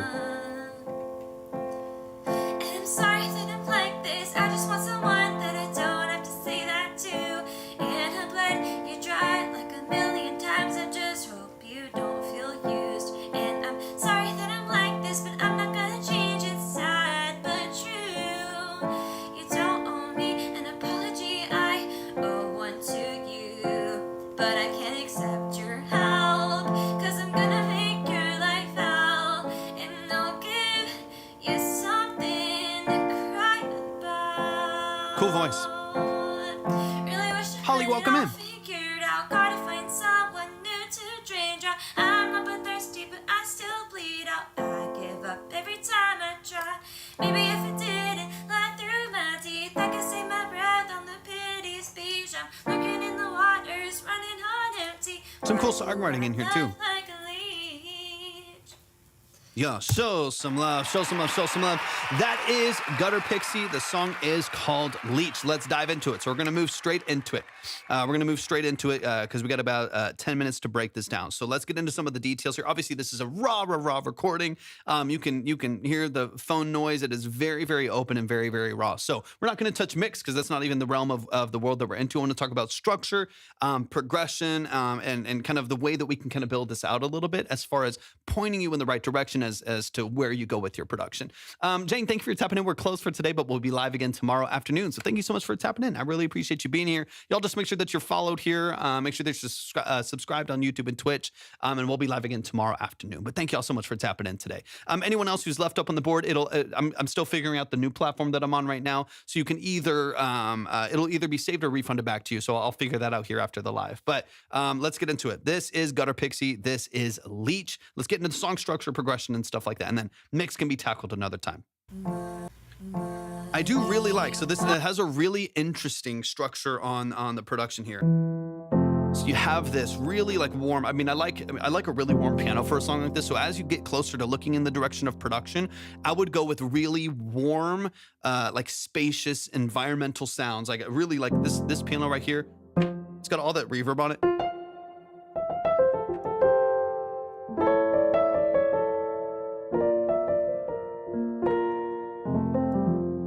Has all that warmth. That's what I'm looking for from the production standpoint.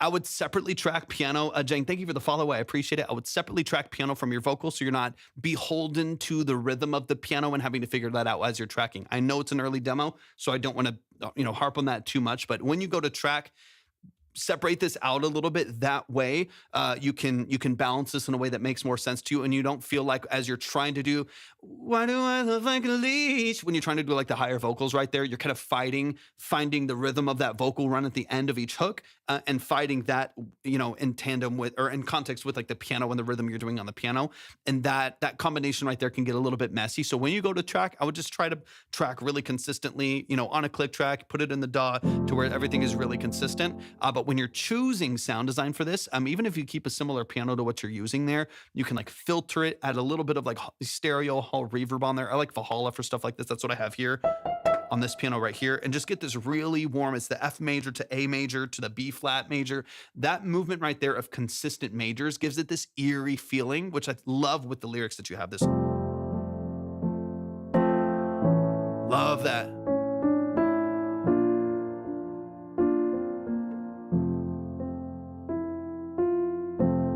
Like it's such a great,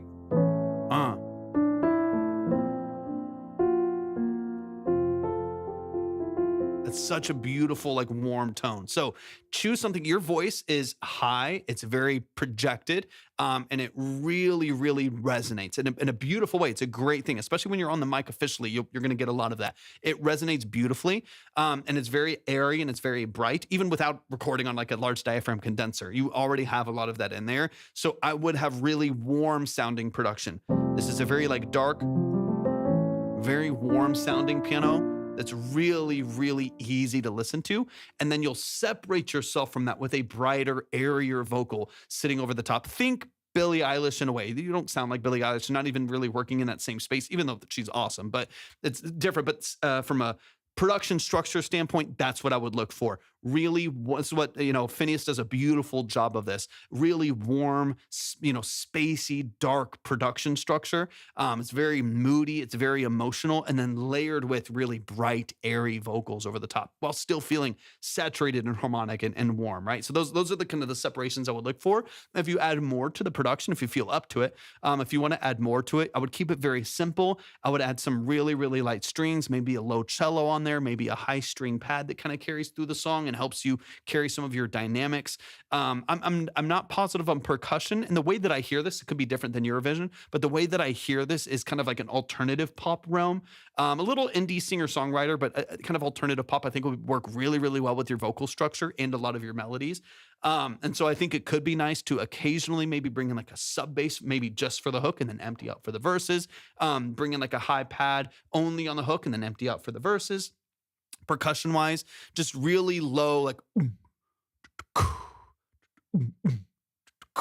just like really like dark filtered background stuff that just gives you weight. It gives you support. It gives you a little bit of like a rhythmic structure, maybe only on like your second and third hooks. You know what I mean? Like later on in the song, you can build some of those dynamics, but you start out by keeping everything like really, really airy, really dark, really mellow, so that we can really complement your voice. I also think, let's start it from the top. I'm going to chop through a couple things. We got 5 minutes. So I'm going to chop through a couple things, but that's what I would look for.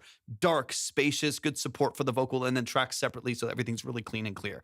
On the vocal side, I would actually consider slowing down this song by like, you're not necessarily on a grid right now, but when you record, slowing it down a little bit. From what I'm hearing, like 4 to 6 BPM or something like that, slow it down a little bit. So instead of feeling like it's, especially once you get into the hook, it feels like it's rushed a little bit, like there's a lot of like intensity to it. I want to settle into the percussion, into the production just a little bit. So let's listen for that as we play the song. It can start to rush as you go along, so try to settle into it a little bit more and you'll be in a good spot.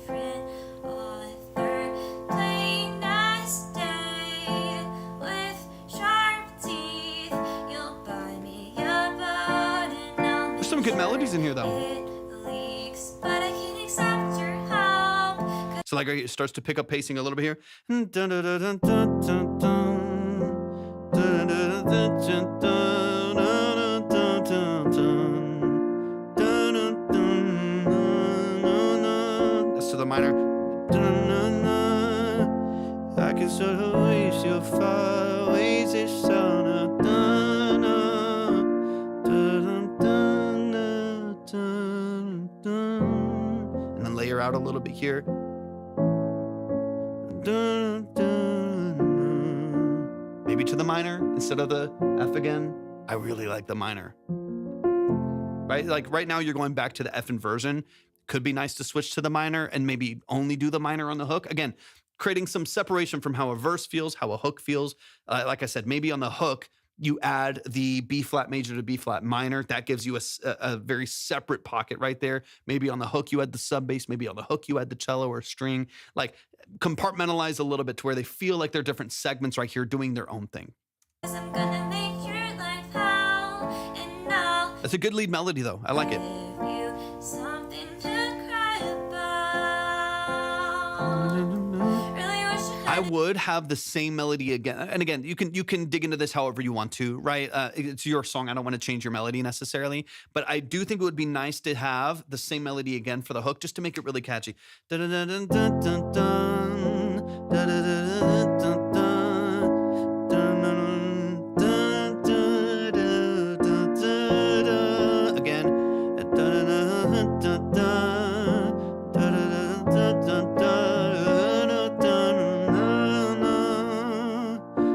dun, dun, dun, dun. Like just that, the repetition of that part of the structure to me makes it so engaging. It's so catchy. It locks you into that melody. It makes it's so memorable. It's so sticky. Having too many between verse to verse to verse. I think there's like a couple different melodies, verse to verse. The hook changes melody, I think 3 or 4 different times, even though the first melody is repeated. Chef's kiss, beautiful. I would love to go back into that sequence of the dun dun dun, change melody, and then go back to it. So that feels really engaging, really catchy, really sticky. Again, that with a beautiful airy vocal over the top, a really warm, dark, moody, emotional production, maybe slowed down consistently to, 65 BPM or 68 BPM, kind of in that range. So it feels really emotional and settled. It doesn't feel anxious. It doesn't feel like we're really, really like moving along in the song, but it feels like reflective and emotional. That's what I would look for. Let me get a little bit later into the song here and then we'll move on. And I'm sorry that I'm Welcome like in, welcome this, in. but I'm not gonna change inside, but You can hear where this shifts a little bit. The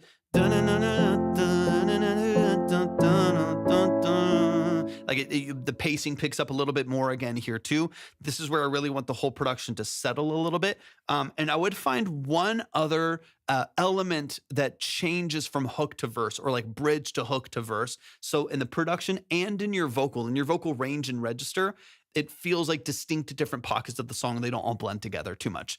It's me, Yoreno. We are closed for today. We're closed for today, but we'll be live again tomorrow afternoon. So make sure that you're following. We'll open up the line again. We'll open up early submission earlier in the day, and we'll light everything up. We'll get everything moving. I'm excited to hear y'all's music. don't owe me an apology. I owe one to you, but I can't accept your I know, last one. I gotta get out of here in like help, 2 'cause I'm gonna minutes. make 2 your minutes. life hell, and I'll give you something to cry about. Really wish I had it all figured out. Gotta find someone new to. And this is where, last thing I'll say here, structurally wise, I appreciate you so much, Owen. Structure wise, I want it to go like have your bridge moment, and this is where I need like a hook and then a verse and then a hook and then a verse, a bridge and then a finished hook. I want a little bit more clean, like clear and distinct structure, so I know where I'm at in the song. Right now it goes to so many different parts, but they're kind of similar melodies, kind of similar vocal range. It can get a little bit I can get a little bit, this as a listener, not even as an engineer, producer, whatever, like I can get a little bit lost in the song structure a little bit, where I wish I kind of knew where I was in the song. The production will help with that when the bass comes in and the drums come out, and like the production will help with where I am in the song and stuff like that. But even here on the outro, I would love to like finish with the hook one more time. Like like maybe one low hook and then you outro. You do a big bridge and it sounds amazing, and then you empty out here, nothing but like piano and a pad or piano and a cello. And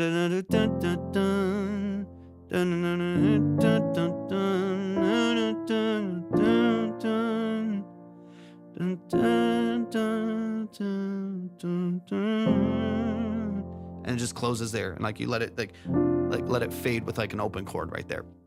Just like one last little push of that hook to where it feels like really emotional and really inspiring. And there's not 4, 5, 6 different segments of the song. We're following all of those different segments, especially with kind of similar melodies, is just hard to keep track of and hard to stay engaged with. The more that you can let people know from a songwriting structure and a production and mix structure, of course, but maybe the songwriting and production, the more that you can like tell the audience where they are in the song, and it's very easy to keep track of, it's easy to engage in and easy to relate to on a lyrical structure, I think you're going to be in an amazing spot, because you do have a great I'm obsessed with the progression. Obsessed with it. I love it. I love the minor 2 in there on the B flat major to minor. I really love this.